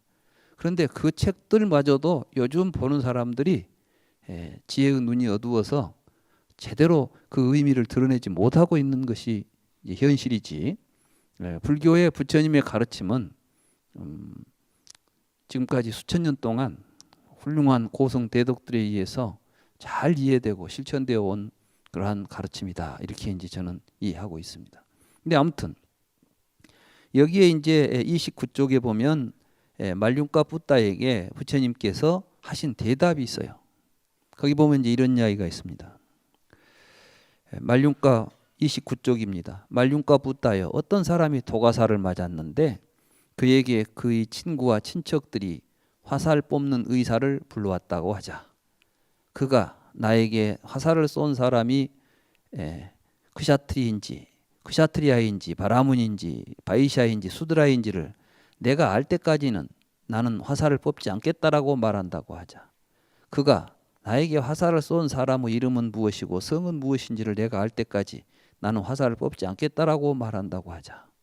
그가 나에게 화살을 쏜 사람이 키가 큰지 작은지 중간인지 또 뭐 그 사람의 색깔이 피부 색깔이 검은지 갈색인지 황금색인지 그 사람이 어떤 동네 사는지 그 사람이 쏜 활과 화살과 시인은 뭐 무엇으로 되어 있는지 이런 것들을 알 때까지 나는 화살을 뽑지 않겠다고 말한다고 하자. 말륜가여, 그 사람은 그것에 대하여 알기 전에 죽을 것이다. 말륜가 붓다여, 이와 마찬가지로 세종께서 나에게 세계는 상주하는지 상주하지 않는지 열애는 사후에 존재하는지 존재하지 않는지 존재하기도 하고 존재하지 않기도 하는지 존재하지도 않고 존재하지 않지도 않는지에 대하여 확언해 주지 않는다면 나는 세존 밑에서 청정한 수행을 하지 않겠다라고 말하는 사람은 말륜가 붓다여, 그 사람은 열애가 그에게 확언해 주기 전에 죽을 것이다. 이제 이런 말씀을 하고 계세요. 저희가 이제 불교를 공부하고 이런 이 경을 읽고 참 황당했어요. 느닷없이 화살 맞은 이야기를 또 하고 있어요. 뭐 대답은 안 하고. 그러고 나서 또 이제 난 도대체 적절하다는 생각이 안 들었어요. 이런 물음에 대해서 답을 왜 안 해주시냐 하고 물으니까 너는 마치 도가사를 맞고 화살을 뽑지 않으려고 하는 사람하고 같구나. 이런 이야기를 하는 거예요. 도가사를 맞고 도가사를 뽑지 않으려고 하는 사람하고 이 문제에 답을 구하는 사람하고 뭐가 같아요? 뭐 같다고 생각되세요? 연관이 되십니까? 난 처음에 무슨 이렇게 엉터리 같은 이야기를 해가지고 그야말로 어영부영 넘어가는 것 같은 기분이 들더라고. 이 말씀이. 그렇지만 저는 뭔가 있을 것 같았어요. 이건 내가 지금 잘못 보고 있는 것 같다. 내가 좀 더 의미 있게 이 경을 좀 분석해 보자.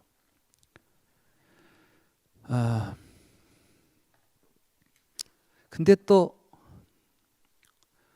부처님께서는 여기에 대해서 단순히 이것만 이야기하는 것이 아니라 나는 이 물음에 대해서 대답하지 않는 이유가 있다고 말씀을 하세요. 그게 뭐냐면은 이러한 질문은 의에 상응하지 않고 법에 상응하지 않고 범행에 도움이 안 된다. 그래서 나는 이런 물음에 대해서는 대답하지 않는다. 나는 사성제를 이야기한다. 그러니까 이제 이런 문제 대신에 부처님이 하시는 진리의 말씀, 부처님이 알았다고 깨달아서 우리에게 가르쳐 준 것은 세상은 영원하냐 영원하지 않냐 이런 식의 물음에 대한 답이 아니라 고진멸도 우리는 고통스러운 현실에 있다. 우리의 고통의 근본이 무엇이냐? 왜 우리는 고통스럽게 되어 있느냐? 어떻게 하면 이 고통에서 벗어나느냐? 이런 이야기를 난 한다는 거예요. 그러니까 또 이제 이 이야기를 가지고 해석하는 사람들이 봐라. 부처님은 사성제 이야기한다고 하지 않느냐. 부처님은 철학적으로 이런 건 별로 관심이 없었고 괴로움을 해결하는 길만 이야기했던 것이다. 이런 이야기를 합니다. 제법 그럴듯해요.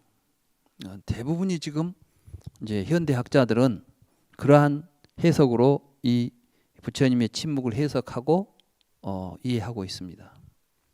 그런데 여기서 도가살의 비유는 굉장히 중요한 의미가 있습니다. 이때 도가살은 무엇을 의미하냐 하면 불경 속에서 사견을 의미합니다. 잘못된 견해. 그러니까 중도를 벗어난 견해를 사견이라고 그런다 그랬죠. 사견에 빠져 있으면 이 질문이 나와요. 그리고 사견에 빠져 있을 때 우리가 죽습니다. 지금 부처님께서 말씀하시는 죽음은 여러분들이 수명이 다해서 죽는 생물학적 죽음을 의미하지 않습니다. 그러니까 불교에서 해결하고자 하는 생사 문제는 나이가 들어서 늙어서 죽는 죽음의 문제를 해결하는 게 아니라는 사실을 알아야 됩니다. 만약에 죽음의 문제가 나이 들어서 죽는 문제를 해결하는 문제였다고 한다면 부처님은 거짓말쟁입니다. 부처님은 진리를 깨달았죠. 부처님이 생사 문제를 해결을 했겠습니까? 못 했겠습니까? 생사를 무명이 사라지면 노사가 사라진다 그랬죠. 부처님은 진리를 깨달았으니까 무명이 사라졌던 거 아니겠습니까? 그러니까 노사가 없어야 되는데 부처님이 늙어 죽지 않았습니까? 부처님 열반경에 보면 파리니빤나 숫다라고 디가니까야에 보면 이런 말씀이 있습니다. 아나나 열애도 이제 이미 나이가 80이다. 그러니까 나이가 많이 먹었어. 그래 열애의 몸도 이제 예전 같지가 않구나. 마치 내 몸은 낡은 수레가 가죽끈에 얽혀가지고 겨우 굴러가듯이 내 몸도 그와 같이. 그러니까 부처님이 한 걸음 한 걸음 옮길 때마다 80 먹은 노인이 걸식하고 돌아다녀요 지금. 바로 들고 밥을 얻어먹으러 돌아다니고 있잖아요. 그러면서 이제 중생 교화를 위해서 쭉 여행을 하고 다니시는데 걸음 걸을 때마다 힘든 거예요. 그래 안 한다 이게 그걸 하소연하는 거예요. 나도 이제 몸이 예전 같지가 않아. 나이가 드니까. 그리고 또 가다가 허리가 아프다. 좀 자리 좀 깔아주라. 그러면 또 누워서 쉬었다 가고. 사실 눈물겹습니다. 부처님이 어디 머무를 집이 없어서 지금 그렇게 길거리를 노구를 이끌고 돌아다녔겠어요? 그러니까 부처님에게는 늙음이 없는 거예요. 부처님은 몸은 늙었지만은 부처님의 삶에서 늙음이 부처님의 삶을 장애하지 않습니다. 부처님은 눈앞에 죽음이 닥쳐왔지만은 죽음을 걱정하고 죽을 염려를 하고 있지 않았어요. 부처님은 죽는 순간까지 죽음에 대해서 이제 나는 죽으면 어떨까? 이런 생각을 단 한마디도 그런 생각을 했다는 이야기가 없습니다. 우리는 이제 예수님이 십자가에 박혀가지고 했다는 말씀이 있죠. 주여 나를 버리시나이까. 지금 하나님의 아들이라고 하는 사람이 죽음 앞에서 나를 내 목숨을 지금 거둬가실랍니까? 죽음 앞에서 사람은 누구나 다 죽음 앞에서 마지막 살고자 하는 생각들이 나오잖아요. 물론 그것이 종교적으로 어떤 의미를 가지고 있는지 다시 재해석이 된지 어쩔지는 몰라도 아무튼 우리는 그렇게 알고 있죠. 그런데 부처님 마지막 열반은 어떤 모습을 보이냐? 부처님은 돌아가시기 전에 자기 몸을 걱정 안 해요. 우선 제일 먼저 누구 이야기를 하냐면 춘다 이야기를 꺼냅니다. 춘다는 어떤 사람이죠? 부처님한테 공양을 올렸는데 부처님이 그 공양을 드시고 지금 죽게 된 거예요. 얼마나 괴롭겠어요. 그런데 아난을 불러가지고 아난아 혹시 춘다가 내가 이제 이렇게 열반에 들면 나를 죽였다고 스스로 자책하고 괴로워할지 모르겠다. 그러나 그러니 춘다에 가서 이렇게 말해야 한다. 그러면서 이제 춘다에게 이렇게 전해달라는 말씀이 열애에게 가장 훌륭한 공양은 최초의 공양과 최후의 공양이다. 그래서 최초의 공양은 열애가 처음 보리수 아래 나아가기 전에 수자따가 했던 유미주기 최초의 공양이었다. 그리고 이제 최후의 공양은 춘다의 공양이로구나. 그러니 춘다의 공양은 수자따의 공양과 같이 조금도 다름없는 큰 공덕이 있다. 그러니 수자따에게 그대는 열애에게 마지막 공양을 올린 큰 공을 지었소라고 이야기해주고 그로 인해서 춘다가 자책하거나 비탄에 빠지지 않도록 해야 한다. 이런 말씀을 하고 계세요. 그러니까 혹시 내 죽음을 통해서 그것 때문에 자책하고 고통스럽게 평생을 이제 그렇게 살 거 아니에요. 내가 열애를 죽였다. 어쩌면 또 이제 자살할지도 모르지. 그 사람을 염려하고 말씀을 하세요. 그리고 또 고통 속에 빠져 있는데 수바따라고 하는 바라문이 찾아옵니다. 늙은 바라문이. 지금 부처님이 오늘 내려고 앉아 있는데 어떤 사람이 와가지고 부처님 법문 좀 설해 주십시오 하고 찾아왔어요. 아난이 생각하니까 어떠겠어요? 정신없는 사람이지. 그러니까 지금은 안 됩니다 하고 막았습니다. 부처님이 또 그 말씀을 들어요. 듣고 너는 왜 지금 수바따가 나를 귀찮게 하려고 온 사람이 아니지 않느냐. 그 사람 나한테 법문을 듣고 싶다고 하는데 네가 왜 그걸 막는단 말이냐. 빨리 들여보내라. 그래가지고 숨이 넘어가는 마지막 순간까지 그 수바따를 위해서 법문을 설하고 그들을 위해서 가르치고 그 마지막 가시는 길이 나는 이제 죽은 뒤 어쩔까 이런 생각은 추워도 없이 이분에게 죽음이 있겠습니까? 우리들의 삶 속에는 여러분들은 살아있으면서도 죽음 앞에 서 있습니다. 그렇죠? 안 죽으려고 살죠 지금. 죽음에게 쫓기고 살고 있습니다. 그 삶으로부터 벗어나는 것이 죽음에서 벗어나는 것이지, 생물학적으로 나이가 들어서 죽는 죽음을 해결하는 것은 그건 불교가 해결하지 않습니다. 그건 누구도 해결하지 않습니다. 그리고 생명은 본래 그러한 구조 속에서 살아갈 수밖에 없습니다. 불교를 오해해서는 안 됩니다. 지금 부처님께서는 잘못된 생각을 가지고 있기 때문에 우리가 일으키고 있는 여러 가지 잘못된 생각들이 사실은 세계는 영원하냐 영원하지 않냐 이런 식의 질문 형태로 드러나고 있고, 이러한 생각에 빠져 있는 걸 죽음이라고 부처님이 부르신 거예요. 그러니까 도가살에 맞아 있으니까 뽑기 전에는 뽑지 않으면 죽는다는 거예요. 그걸 붙잡고 있지 마라. 그걸 뽑아내야 된다. 자, 이게 중도입니다. 중도에 가야만 그것이 뽑히는 거예요.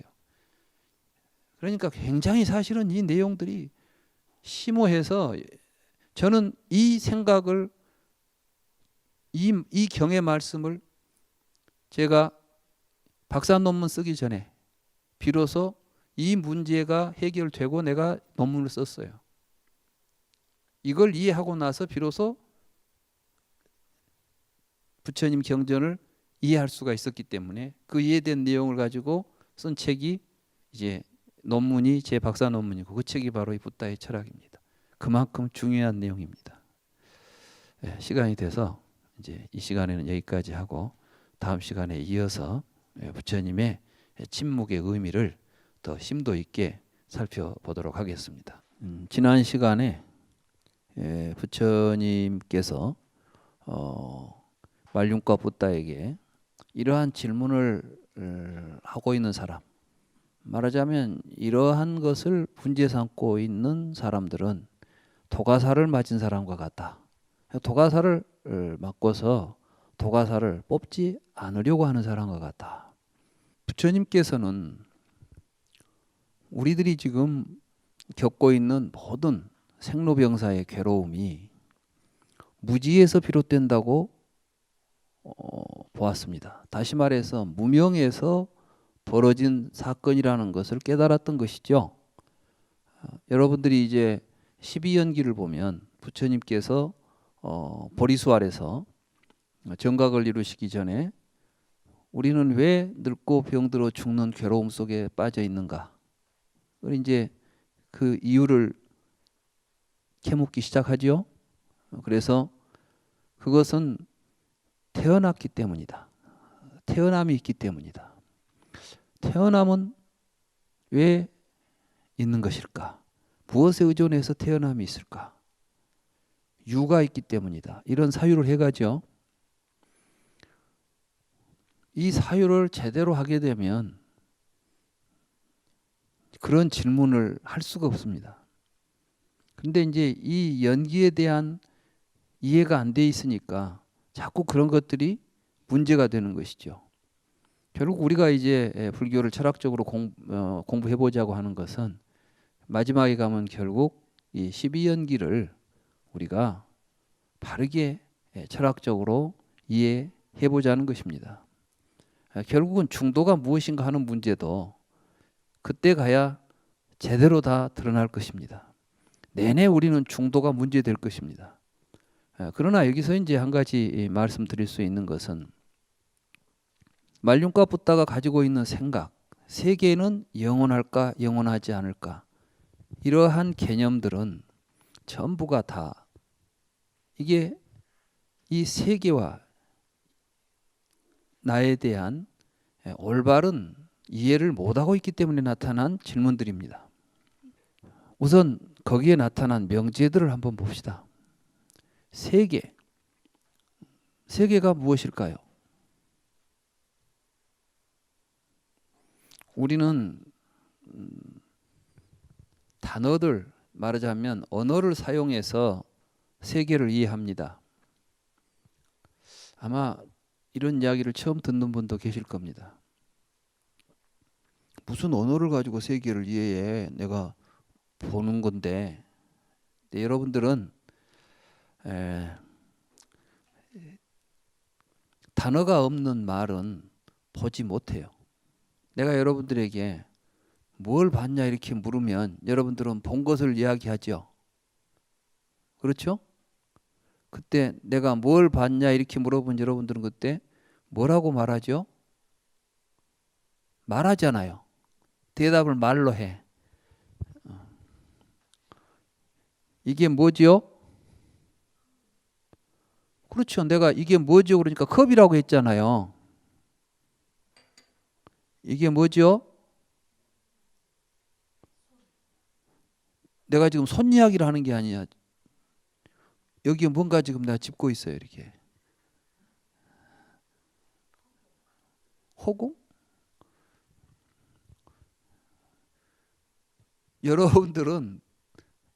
여러분들이 알고 있는 말이 없으면 여러분들은 그것을 볼 수가 없어요. 부시맨 영화를 보면 아프리카에 부시맨들이 있잖아요. 그 부시맨들이 비행기를 보고 뭐라고 부르는 줄 아세요? 새라고 불러요. 부시맨들에게는 비행기라는 단어가 없습니다. 그러니까 새라는 단어를 가지고 인식을 해요. 새예요, 그게. 부시맨은 총이 없습니다. 그러니까 뭐 막대기가 하나 있으니까 막대기를 집어들었어요. 그러니까 부시맨은 이걸 가지고 지금 총이라고 생각 안 하고 막대기라고 생각하고 있어요. 그럼 이 부시맨은 이걸 가지고 사냥할 생각을 하겠습니까? 뭐 지팡이로 쓸 생각을 하겠습니까? 부시맨에게는 총이 없기 때문에 총같이 생긴 것은 지팡이 이상의 아무런 의미도 없고 그 이상 사용할 수도 없습니다. 그런데 총 주인은 그걸 보고 놀래가지고 아주 정신없이 도망갑니다. 왜? 저거 맞으면 죽는 줄 아니까. 이게 세계예요. 우리는 마치 세계가 객관적으로 밖에 있는 것처럼 생각하시죠? 여러분들이 말하는 세계라는 것은 여러분들이 알고 있는 단어를 조합해 놓은 것들을 세계라고 불러요. 거기다가 무한하다는 말 하나 붙여놓으면 세계는 무한한 것이 돼요. 무한하지 않다는 말을 거기다 붙여놔버리면 그때부터는 무한하지 않은 세계예요. 이 세계가 무한한지 유한한지는 아무도 보지도 못했고 알 수도 없어요. 다 지금 우리는 어떤 말을 하고 우리들이 쓰고 있는 모든 표현들, 이것들은 언어의 세계 속에서 일어나고 있는 사건이지 실제로 이 세계에 대한 이야기가 아닙니다. 근데 마치 우리는 그것이 객관적인 세계에 대한 이야기라고 생각하면서 자기 말로 만들어진 자기 이야기를 가지고 주장하죠. 그러면 어떤 일이 벌어지죠? 있다, 없다, 맞다, 틀리다, 같다, 이런 내용들이 서로 충돌을 일으킵니다. 이게 모순이고 대립입니다. 이 자리를 떠나는 걸 중도라고 불러요. 그러니까 지금 부처님께서는 세계는 있냐 없냐 이런 논의를 들을 때 저 사람은 세계는 영원하냐 영원하지 않냐 이렇게 다투는 사람들이 정말 세계를 놓고 다투는 문제가 아니라 세계에 대한 자기 생각을 주장하면서 다투고 있는 것이죠. 이해가 되세요? 아니 쉽게 이해 안 돼요. 이거 굉장히 어려운 문제예요. 이게 부처님은 시간과 공간 속에 있는 세계를 이야기하지 않아요. 여러분들은 전부 세계 그러면은 시간과 공간 속에 있는 세계를 보고 있죠. 그러니까 여러분들이 세계에 대해서 물으면은 시간적으로 세계는 영원할까 영원하지 않을까 이 문제가 나오겠죠. 공간적으로 유한할까 무한할까 이 이야기가 나오겠죠. 그런데 실제로 여러분들이 말하는 세계는 시간과 공간 속에 있는 세계가 아니라는 것입니다. 이 이야기가 쉽지 않습니다. 지금 여러분들이 세계를 잘 이해하고 있는 것처럼 이제 생각하실 겁니다. 우주에 대해서 참 이해를 잘하고 계시죠? 우주. 그죠? 근데 여러분들이 알고 있는 우주는 뉴턴이 만들어낸 단어로 된 우주예요. 그러니까 이제 뉴턴이 이야기했던 여러 가지 역학 법칙하고 여러 가지 이제 언어들을 통해서 우리가 세계를 이해하고 있습니다. 그런데 아인슈타인이라는 사람이 새로운 말을 써가지고 우주를 설명하기 시작하니까 여러분들은 못 알아들어 이제. 왜냐하면 아인슈타인이 생각한 우주는 시간과 공간이 하나로 한 덩어리가 되어 있는 거예요. 이게 시공이라는 말을 써요. 이제 뉴턴이 생각했던 우주는 시간이라는 개념과 공간이라는 개념이 날줄과 시줄처럼 서로 교차한다고 생각하는 개념이에요. 여러분들이 이제 수학 시간에 그 X, Y 좌표 그리죠. 아마 중학교만 들어가면 이제 이때부터 수학 시간이면 항상 등장하는 게 십자가일 거야. 그래가지고 딱 그어놓고 X, Y 해놓고 이제 방정식 풀지요. 그게 뭐냐 하면 뉴턴이 생각했던 우주예요. 이게 시간과 공간이라고 하는 그 속에 어떤 것들이 운동을 해요. 어느 위치를 가지고 있고 이동을 합니다. 위치를 이동할 때는 반드시 시간이 걸리죠. 여기서 여기를 가는데 시간이 안 걸리고 가는 법이 없어. 뉴턴의 역학에서는. 그러니까 거기서는 반드시 공간을 이동하는 데는 시간이 걸리고 그 시간이 빨리 가냐 급히 이동하느냐 천천히 이동하느냐에 따라서 이 선이 경사가 급히 나오느냐 완만해지느냐가 결정되죠. 여러분들은 수학 시간에 왜 그거 그린지도 모르고 공부하셨어. 근데 사실은 그게 이제 과학이라는 학문을 통해서 우리에게 세계관을 심어주는 거예요.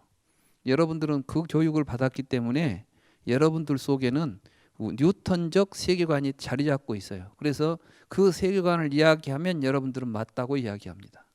옳다고 판단합니다. 그러겠죠? 그런데 아인슈타인이 시간이 상대적이라는 이야기를 해버렸어요. 그럼 말이 안 되는 이야기지. 시간은 절대적이지. 시간과 공간은 절대적이니까 그 절대적인 시간 속에서 영원하냐 영원하지 않냐는 질문이 나올 수 있겠죠. 근데 시간이 상대적이다 해버리면은 누구는 영원하다고 하는 시간을 누구는 짧은 시간으로 볼 수 있겠죠. 상대적이니까. 절대적으로 영원하다거나 절대적으로 뭐 이런 말을 할 수 없다. 그 다음에 이제 공간과 시간이 같이 움직인다. 이해가 안 되죠. 왜? 여러분들은 아직 그 단어가 안 심어져 있다니까. 여러분들의 사유 구조 속에 언어화되어 있질 않아요. 근데 이제 아인슈타인은 새로운 자기 세계를 자기가 스스로 사유하면서 공간이 휜다 이런 이야기를 해요. 공간이라는 게 뭐 아무것도 없는 걸 공간이라고 생각하는데 아인슈타인은 쉬어 있대요, 공간이. 그래서 우주는 말한장처럼 생겼다. 그럼 여러분들은 무슨 우주가 말한장처럼 생겼니? 이해가 안 되죠. 왜 아인슈타인이 우주가 말한장처럼 생겼다는 이야기를 해요? 그거는 중력에 의해서 공간이 휘기 때문에. 말하자면 우주에 있는 여러 천체나 이런 것들의 배치로 보면 그런 공간들이 그런 것들에 의해서 결국은 휘일 수밖에 없고 그 흰 형태는 말한정처럼 우리가 생각해야만 우주 전체의 모습을 역학적으로 설명할 수가 있다 이런 이야기예요. 그러니까 이제 그런데 그게 해석이 안 되니까 학교에서 못 가르쳐요. 왜냐하면 그걸 가르칠 사람도 없어. 말하자면 아인슈타인을 이해해가지고 학생들한테 가르칠 선생이 없어. 또 그 말해줘도 이해할 학생이 없어. 그러니까 우리가 살고 있는 세상은 아인슈타인이 이미 더 다른 세상을 보고 있어요. 다른 개념을 가지고.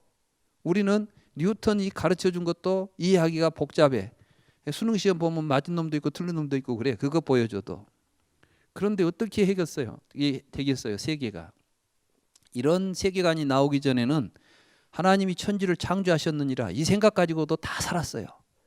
그때 사람들은 그 생각을 가지고 세계를 이해하고 있었어요. 이해가 되세요? 여러분이 같은 세상에 살고 있는 것 같아도 사람마다 세상이 다릅니다. 자, 이 차원에 사는 세계가 있어요. 그러니까 차원이 달라버리면 세계가 이해가 안 되는 거예요. 날아다니지 못하는 것들은 걸어만 다니는 것들은 이렇게 3차원에 2차원에서만 살아요. 이제 공간을 올라가면 3차원이 전개돼. 공간을 올라다니는 이 3차원의 세계를 보고 사는 존재하고 2차원만 사는 존재하고는 사유 구조가 틀리고 세계가 틀려요. 그러면 세계는 어디에 있겠습니까? 이게 바로 일체 유심조예요. 세계는 우리들은 마음에 있습니다.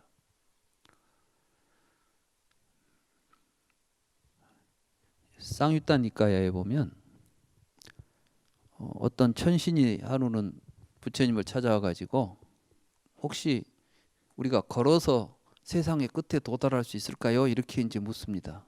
그러니까 걸어서 세상의 끝에 도달한다는 것은 무엇이죠? 공간적으로 세계의 끝이 있습니까? 이렇게 묻는 거죠. 그러니까 세간은 유한하냐 무한하냐 이제 있는 물음하고 비슷하게 보이죠. 근데 또 이상하게 이 말에는 대답을 하십니다. 세계는 유한하냐고 묻지 않았어요. 이 사람은. 우리가 걸어서 세상의 끝에 도달할 수 있습니까? 이렇게 물으니까 부처님께서 걸어서는 세상의 끝에 도달할 수 없다. 이렇게 말했어요. 그러니까 이 로히따라고 하는 선인인데, 로히따라고 하는 이 천자가 하늘의 그 천신이 부처님한테 어떻게 그렇게 잘하십니까? 사실은 나는 전생에, 그러니까 이제 전생에 나는 굉장히 그 빨리 달릴 수 있는 사람이었다는 거예요. 로히따라고 하는 사람이었는데, 근데 이제 얼마나 빨리 달렸냐면 걸음거리가 한 걸음이 동해에서 서해까지 가요. 이 동해에서 서해는 우리 대한민국 동해에서 서해가 아니라 이 수미산을 중심에 두고 사해가 벌어져 있다고 생각하는 인도의 우주관에서 이 세상의 육지의 끝과 끝이에요. 그러니까 대륙의 끝이에요. 그러니까 한 걸음에 동해에서 서해까지 가는 보폭을 가지고 있고 빠르기가 얼마나 빠르느냐? 화살보다 빨라요. 그러니까 엄청난 속도를 가지고 움직일 수 있는 능력을 가졌는데 그때 자기가 100년을 살았어요. 100년. 100년 동안을 밥 먹고 잠자는 거 뭐 이런 거 빼놓고는 계속 걸어갔다는 게 세간의 세상의 끝을 한번 가보려고. 근데 죽을 때까지 가도 세상의 끝이 안 나와서 죽고 이제 천자로 다시 태어났다는 거예요. 그런데 그러고 보니까 걸어서는 도저히 갈 수 없다는 걸 알았습니다. 이런 이야기를 합니다. 그러니까 근데 어떻게 부처님은 가보지도 않고 어떻게 그걸 아셨습니까? 걸어서 갈 수 없다는 사실을 어떻게 아셨습니까? 이렇게 이제 묻는 거죠. 사실 그건 뭐 천신이 와서 했다는 이야기보다도 지금 여기서 하려고 하는 것은 천신이 왔다 갔다가 문제가 아니죠. 그때 이제 부처님은 이런 말씀을 하십니다. 걸어서는 세상의 끝에 도달할 수가 없다. 그러나 세간의 끝에 가지 않고서는 괴로움을 끝낼 수가 없다. 이런 말씀을 하세요. 그러면 이제 이 말은 뭐냐면 우리는 지금 괴로움을 끝내는 것이 불교의 목적이죠. 그래서 이제 괴로움의 끝이 어디냐면은 왜 이제 이런 표현들이 나오냐면 불교에서 세상 이렇게 말하는 말 록가라는 말인데 이거는 세간이라고 번역을 해요. 우리가 이제 경전에 보면 세간이라는 말이 나오죠. 세간, 세상 세자에다가 사이간자 쓰는 세간. 이 세간을 우리가 지금 세상이라고 번역하는데 이게 산스크리트어는 록가라는 말이에요. 록가. 이 록가라는 말은 인도 철학에서는 전 세계가 아니라 어떤 유한적 세계를 의미해요. 그래서 이 록가는 브라만의 이제 이 푸르샤라고 하는 말하자면 전 우주적 존재가 있는데 전 우주적 존재의 4분의 1이 록가예요. 그러니까 우리가 생각하는 세계관하고 틀립니다. 그러니까 이제 인도 철학에서 말하는 세간이라는 말이라거나 이런 것들을 그 당시 철학적 사고 속에서 언어를 이해해야 됩니다. 근데 우리는 자꾸 내가 지금 쓰고 있는 말로 과거의 모든 언어도 다 그런 식으로 해석을 해버려. 그러니까 여러분들이 세계 그러면은 부처님 당시에도 뉴턴이 생각했던 세계를 세상 사람들이 생각하고 있을 것처럼 생각하죠. 부처님 당시에 인도 사람들은 신들이 우리 옆에 다 같이 살고 있다고 생각했어요. 그러니까 자꾸 뭐 신을 만났네 뭐든 내고 신오고 이야기들이 엄청 많이 나오죠. 히랍에서도 그랬고 옛날에 보면 히랍에도 보면 신화에 보면은 신들이 옆에 있고 막 다 뭐 나무에도 신이 있고 막 그러잖아요. 지금 우리가 말하는 세계라는 것이 옛날 사람이나 지금이나 똑같은 세계를 보고 있는 게 아니라 우리들의 의식이 형성해 놓은 것들이 우리가 보고 있는 세계인 거예요. 그래서 이제 부처님이 그런 말씀을 하시는 거예요. 걸어서는 세간의 끝에 갈 수 없다. 근데 이 세간이라는 건 괴롭죠. 괴로움이 세계죠. 생사가 있는 세계니까. 이 괴로움을 그럼 로이티사가 왜 세간의 끝에 가보려고 했을까요? 경전에는 안 나와 있지만은 로이티사가 그냥 심심해서 어디 소풍단인이라고 평생 동안 걸어갔겠어요? 그게 아니에요. 인도 철학에 보면 세간이 끝나게 되면 그 세간을 벗어난 곳에 또 다른 세계가 있어요. 그러니까 우리가 이제 출세간이라는 말을 쓸 수 있는 거예요. 세간을 벗어난다는 말은 뭐죠? 세간 밖에 뭐가 있으니까 세간을 벗어날 거 아닙니까? 우리가 부처님법을 출세간법이라 하잖아요. 그죠? 그럼 이것이 부처님이 쓴 말이 아니야 처음부터. 이것은 우파니샤드에 이미 나온 말이에요. 이게 뭐냐면은 이 세간을 벗어나면은 세간을 벗어나서 또다시 다른 세계가 있습니다. 이게 이제 범천이에요. 그래서 이 세간에서 윤회하다가 세간의 끝을 가게 되면은 이제는 불사, 괴로움이 없고 죽지 않는 불사의 세계, 해탈이 가능하다는 거죠. 지금 이 말은 뭐냐면 우파니샤드나 이런 데서는 이 세계를 공간적으로 이해해요. 그리고 우리가 살고 있는 이 생사윤회의 세계는 공간적으로 록가라고 하는 곳에 있다고 한다면 그걸 벗어나 있는 저쪽 건너편에 뭐가 있어요? 이제는 생사가 없는 불사의 세계가 있습니다. 이게 바로 브라만이에요. 범천. 그러니까 이제 범천에 가기 위해서 수행하는 걸 보고 브라마짜리아라 하고 그 브라마짜리아를 불교에서 그대로 사용하면 범행이 되는 거예요. 그러니까 뭐 범행을 닦고 뭐 범행을 완성했다 이러죠. 범행을 완성했다는 것은 무엇을 의미하냐면은 이제 세간에서 벗어날 수 있는 수행을 완성했다 이런 뜻이에요. 그러니까 브라만천에 가게 됐다는 이야기입니다. 불교에서도 브라만천 이야기를 하는데 이때 불교에서 이야기하는 이 세간을 벗어나는 이 브라만천은 브라만교에서 말하는 것과는 차원이 다르다는 사실을 알아야 돼요. 단어는 같이 쓰고 있지만. 그럼 어떤 맥락에서 쓰느냐? 브라만교에서는 공간적으로 초월해 있기 때문에 발 빠른 사람은 한 생에 갈 수도 있겠죠. 아까 로이티사처럼 발 빠른 사람은 갈 수 있겠잖아요. 근데 로이티사가 가려고 보니까 가도 안 나오더라는 거야. 부처님한테 와서 그걸 물었다는 것이에요. 지금 부처님하고 천신들하고 앉아서 이야기한 이야기가 경전에 기록됐다고 보십니까? 저는 그렇게 안 봅니다. 그건 지금 그걸 통해서 전해주려고 하는 메시지가 있어요. 브라만교에서 말하고 있는 출세간이라는 것은 거짓이다. 다시 말해서 천신, 말하자면 엄청난 속도를 가지고 이동할 수 있는 사람이 평생 가도 못 가는 곳이 어디가 있단 말이냐. 그러면 우리가 정말 벗어나야 될 세간은 어디인 것일까? 그때 부처님이 이렇게 말씀하셔요. 나는 의식이 있고 살아있는 한길 몸속에 있는 세간을 이야기한다. 그리고 그 한길 몸속에 있는 세간을 벗어나라고 한다는 거예요. 그러니까 세간의 끝은 어디가 있어요? 시간 공간 속에 있어요. 우리 마음속에 우리가 만들어 놓은 세계가 있어요. 우리는 모두가 다 이렇게 우리 마음속에 세간을 하나씩 지금 담고 살아요. 그걸 세상에 비춰놓고 밖에 있다고 보고 산다고요.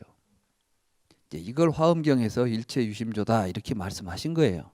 그러니까 불교는 처음부터 부처님은 세간을 부처님이 말씀하신 세계는 몸 밖에 있는 세계를 이야기하는 게 아니라 우리들이 지금 세간을 하나씩 만들어 놨는데 그 세간은 똑같겠어요? 각자 다르겠어요? 각자 다릅니다. 근데 그걸 바깥에 있는 하나의 세계라고 주장하면서 그걸 가지고 기냐 짬냐 넘냐 좁냐 이런 이야기 하고 있으면 이게 지금 말이 되는 이야기입니까? 그 대꾸가 되겠어요? 지금 부처님이? 부처님은 지금 그 사람들이 어째서 저런 이야기를 하는지를 알고 있죠? 우리들에게 생사는 왜 나타나느냐? 여러분들이 이 세계를 시간과 공간 속에 있다고 보고 그 속에 내가 태어났다고 생각하니까 생사가 벌어집니다. 그렇지 않아요? 여러분들이 태어났다 할 때는 반드시 언제 어디서 태어났죠? 생가가 있고 생시가 있잖아. 태어난 집이 있고 태어난 때가 있죠. 죽을 때는 언제 어디서 죽지요? 그러니까 여러분들이 지금 생사는 어디서 벌어지죠? 시간과 공간 속에서 벌어지지 않아요? 맞죠? 그리고 그것은 여러분들이 지금 어떻게 생각합니까? 내 밖에 있다고 생각하죠? 내 밖에 있는 세상에 내가 와가지고 갑자기 어디로 가는 것 같아. 참 그 생각도 해괴망측한데도 불구하고 반성 없이 보면 그러니까 꼭 어디서 온 것 같아. 그러니까 어디서 왔냐 하니까 이제 전생에서 왔대. 전생 어디서 그런데 전생 어디서 오려면은 시간만 따질 것이 아니라 공간을 따져야 되잖아요. 근데 사람들이 또 공간은 안 따져. 어디서 왔는지는 모르겠는데 과거라는 시간에서 왔어. 또 가면 내세로 간대. 어디로 간지는 모르겠어. 다음 세상으로 가는 게 시간만 이야기해 지금 자꾸. 굉장히 혼란스러운 이야기들 하고 있는 겁니다. 조금만 따져보면 말도 안 되는 소리를 가지고 윤회를 이야기하고 있고 근데 그것이 사실인 것처럼 믿고 그 속에서 빠져 있고 사실은 종교가 다 그런 거 아니에요. 종교가 다 뭐 내세 팔고 이런 거 팔아가지고 겁주고 다음 생에 가서 벌 안 받으려면 돈 많이 내라 하잖아. 부처님은 지금 이런 걸 타파하고 진실로 우리가 뭘 깨달아서 어떻게 살아야 할 것인가에 대한 바른 길을 보여준 것이죠. 그런 이야기를 하는데 지금 세계가 영원합니까? 영원하지 않습니까? 이런 이야기들을 아직도 하고 있으니까 야, 너 아직도 그 생각 못 버리고 있냐? 넌 지금 도가살 맞고 앉아서 그 생각하고 앉아있으면 그거 다 먹기 전에 너 죽어. 왜? 이게 바로 네가 지금 생사 속에 걸려 있어. 그걸 뽑아라니까. 도가살을 뽑아내야 살아. 안 죽어. 생사로부터 벗어나는 길이 있어. 이걸 지금 말하시는 거예요, 이게. 그 길이 중도인데 그 중도는 중생들 눈에는 안 보입니다. 중생들 눈에는 이 길과 저 길밖에 없어요. 다시 말해서 우리가 이제 뭐 키에르케고르이 그랬다고 이것이냐 저것이냐 뭐 이런 이야기 있잖아요. 우리는 항상 어떤 선택의 기로에 서 있다. 말하자면 이건 뭐냐면 이것 아니면 저것이에요. 이 둘 중에 하나를 선택할 수밖에 없다는 것이 우리 죽어가는 인간들에게는 필연적인 선택인데 부처님은 그걸 벗어나는 길이 있다고 가르친 것입니다. 그게 중도입니다. 그러니까 이제 중도에 가야 생사가 끊어지는 자리가 나오는 거예요. 중도를 보지 못하고는 생사를 벗어날 수가 없습니다. 근데 중도를 벗어나지 못하고 있는 사람들을 도가살에 맞았다고 말하고 있는 것이고 그 도가살에 맞아 있기 때문에 모순된 두 견해 가운데 어떤 하나를 취해서 답이라고 주장하고 서로 다투고 싸우면서 갈등을 겪고 있는 게 중생들의 생사입니다. 그 길 벗어나라고 지금 부처님이 말씀하는데 말륜가가 그런 질문을 하니까 부처님께서 너는 도가살을 맞고 나는 도가살을 뽑아주려고 하는데 왜 도가살은 안 뽑고 계속 붙잡고 있냐 이렇게 묻는 거 아니에요. 이렇게 생각하니까 그 대답이 얼마나 정확한 지금 비유입니까? 도가살에 맞아 있어. 그렇죠? 경전을 그러니까 전유경 해결하기 위해서 전유경만 보고 있어 가지고는 안 되고 부처님의 모든 말씀들을 종합해 보면 거기에 다 이제 맥락이 다 있어요. 아, 이런 취지에서 지금 여기에서는 이 말씀을 하시는구나. 그래서 이제 그 경에 보면 그렇습니다. 나는 한길 몸속에 있는 우리 몸속에 있는 세간을 이야기한다. 그래서 이 세간의 끝을 가지 않으면 우리는 괴로움을 벗어날 수가 없다. 또 록가라고 하는 경이 있습니다. 록가라는 경에서 이 세계는 어디에서 생기고 무엇에 의지하고 막 이런 이야기가 나옵니다. 그러니까 이 세계는 여섯에서 생기고 여섯에서 유지되고 있다 이런 이야기를 해요. 여섯이 뭐냐면은 안입이설신이에요. 육입처지요. 여러분들의 세계는 여러분들이 보고 듣고 냄새 맡고 맛보고 만진 걸로 되어 있습니다. 사실은 밖에 있는 것을 보는 것이 아니라 여러분들이 보니까 밖에 있는 거예요. 경전을 읽어보면 곳곳에서 부처님은 우리가 말하는 세계는 우리들이 살면서 우리들이 인식하고 인지하고 살아가기 때문에 그 인지의 구조 속에서 만들어지는 것이지 객관적으로 주어진 것은 아무것도 없다는 것입니다. 객관적으로 고정적으로 주어지고 있는 것은 아무것도 없습니다. 놀랍게도 이와 같은 세계에 대해서 요즘은 자연과학이 이야기하고 있습니다. 양자역학에서는 우리가 그것을 인지하기 전에는 그 어떤 것도 아무 의미가 없다고 그랬어요. 그러니까 말하자면 밖에 뭐가 있다는 말 자체가 이제 모순인 거예요. 내가 볼 때 비로소 그것이 있는 거예요. 여러분들이 눈 감아버리면 빛이 없어요. 눈을 떠서 보니까 그때 빛이 있는 거예요. 모든 것이 그렇습니다. 이것이 부처님이 깨달은 세계입니다. 그런데 마치 밖에 있는 뭐가 있는 것처럼 전제해 놓고 그걸 가지고 그것도 또 언어로서 규정된 것만을 보는 이 관점에서 언어를 가지고 일어나고 있는 모든 논란이 의미가 있겠습니까? 그렇기 때문에 불교 관점에서 보면 지금까지 나타난 모든 철학이나 종교, 언어로 말로 쓰여져 있는 책들은 전부가 다 사실은 헛소리입니다. 불교 관점에서 보면 다 헛소리 하고 있는 거야. 진리다고 하는 것들 하나도 제대로 된 소리가 없는 거죠. 제법 개공이에요. 이제 그래서 이러한 부처님의 가르침을 전달하기 위해서 전유경만 있는 게 아니라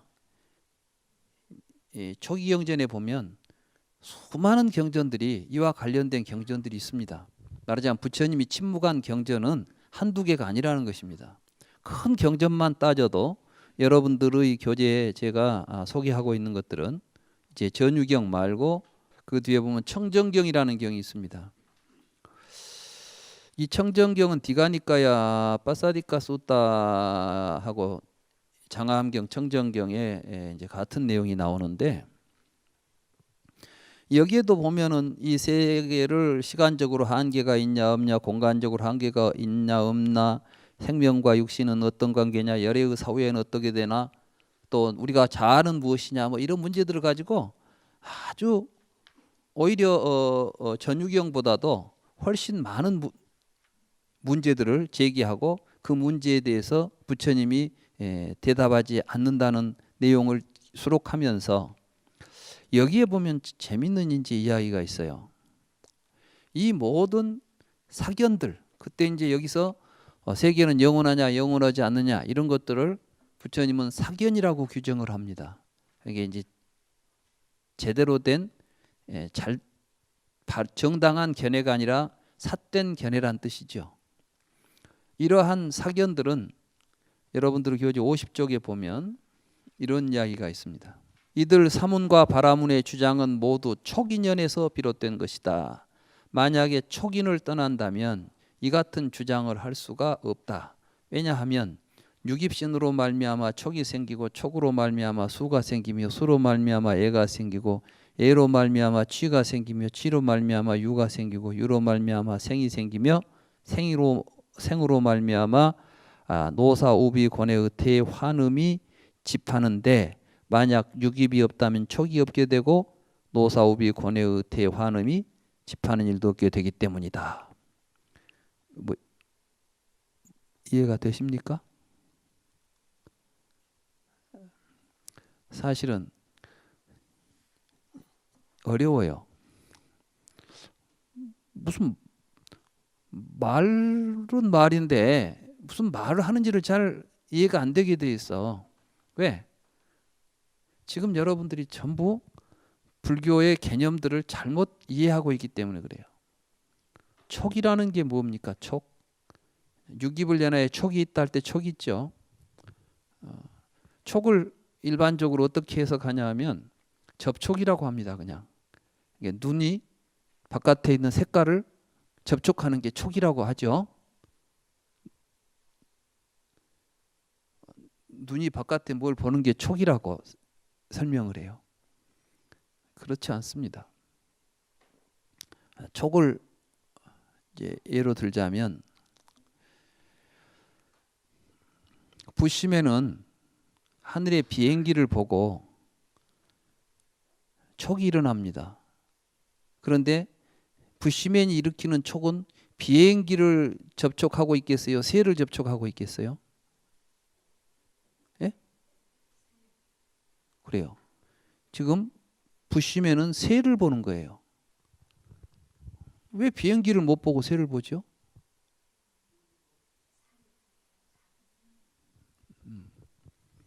이제 그런 이야기를 부처님이 하고 계셔요. 말하자면 예, 3사 화합이 촉이다 이런 표현을 하는데 식이 있어야 돼요. 식이. 식이라는 건 뭐냐면 여러분들 의식 속에 비행기라는 내용이 있어야 여러분은 바깥에 비행기를 접촉할 수가 있어요. 경험할 수가 있다고 볼 수가 있어요. 비행기가 없으면 여러분들은 못 봐요. 그러니까 새가 있으니까 비슷한 새를 가지고 보고 있는 거예요. 그러니까 이제 부시면은 그걸 보고 뭐라 하냐면은 날개도 퍼덕거리지 않으면서 소리는 굉장히 요란스럽게 돌아다니는 큰 새가 있다 이렇게 말해요. 이런 걸 촉이라고 그래요. 그러니까 이 촉이 다르니까 그 촉에 의해서 이루어지는 세계의 내용이 같겠습니까? 다르겠습니까? 다를 수밖에 없겠죠. 그렇게 만들어놓은 세계를 가지고 스스로 사람들이 객관적인 것에 대한 이야기인 것처럼 서로 논의한다면 이게 말이 되겠습니까? 안 되겠습니까? 여러분들이 말하는 세계는 영원하다, 육체, 영혼, 뭐 여러분들이 쓰는 단어들이 다 여러분의 촉에 의해서 만들어진 것들이에요. 이 이야기는 어디서 하냐면 존재론에서예요. 그러니까 이제 뒤에 가면 불교의 존재론 있죠. 이 존재론에 가면 이게 이제 연기예요. 사실 이 세상에 우리가 말하는 모든 것들은 우리는 마치 이 세상에 누가 만들거나 또는 무엇으로 만들어진 것이라고 생각하지요.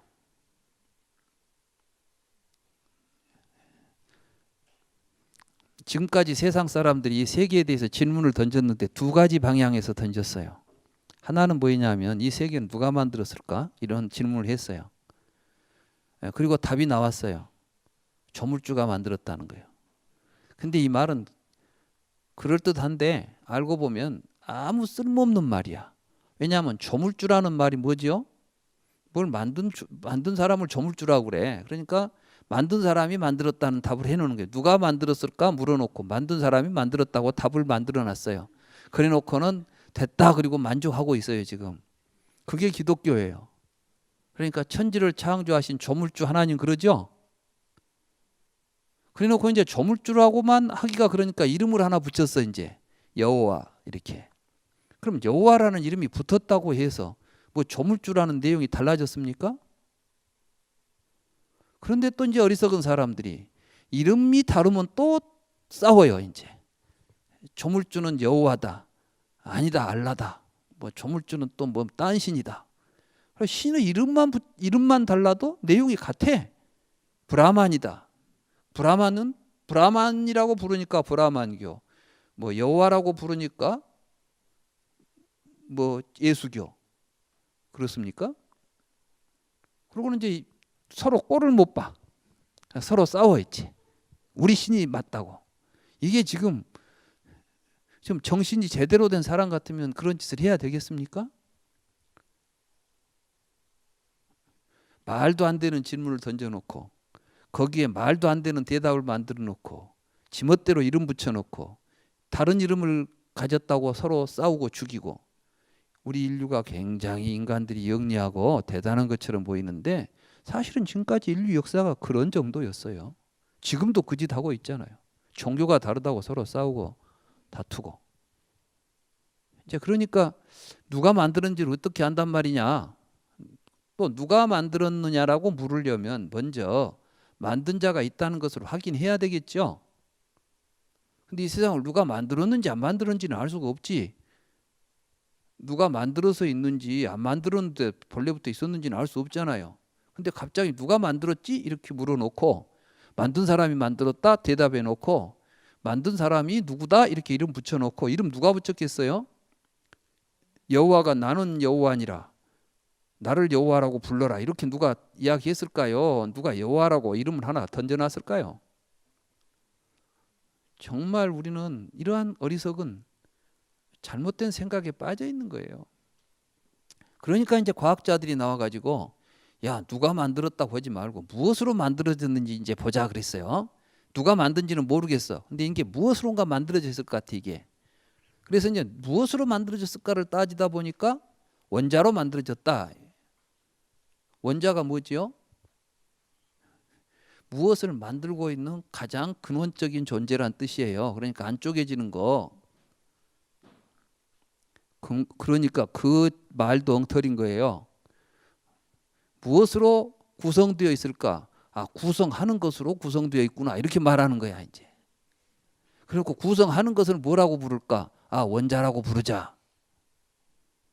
이제 그게 그러한 잘못된 우리가 지금까지 했던 무지의 이러한 것들이 드러나면서 과학이 보니까 결국 우리가 본 건 이야기하고 있었네.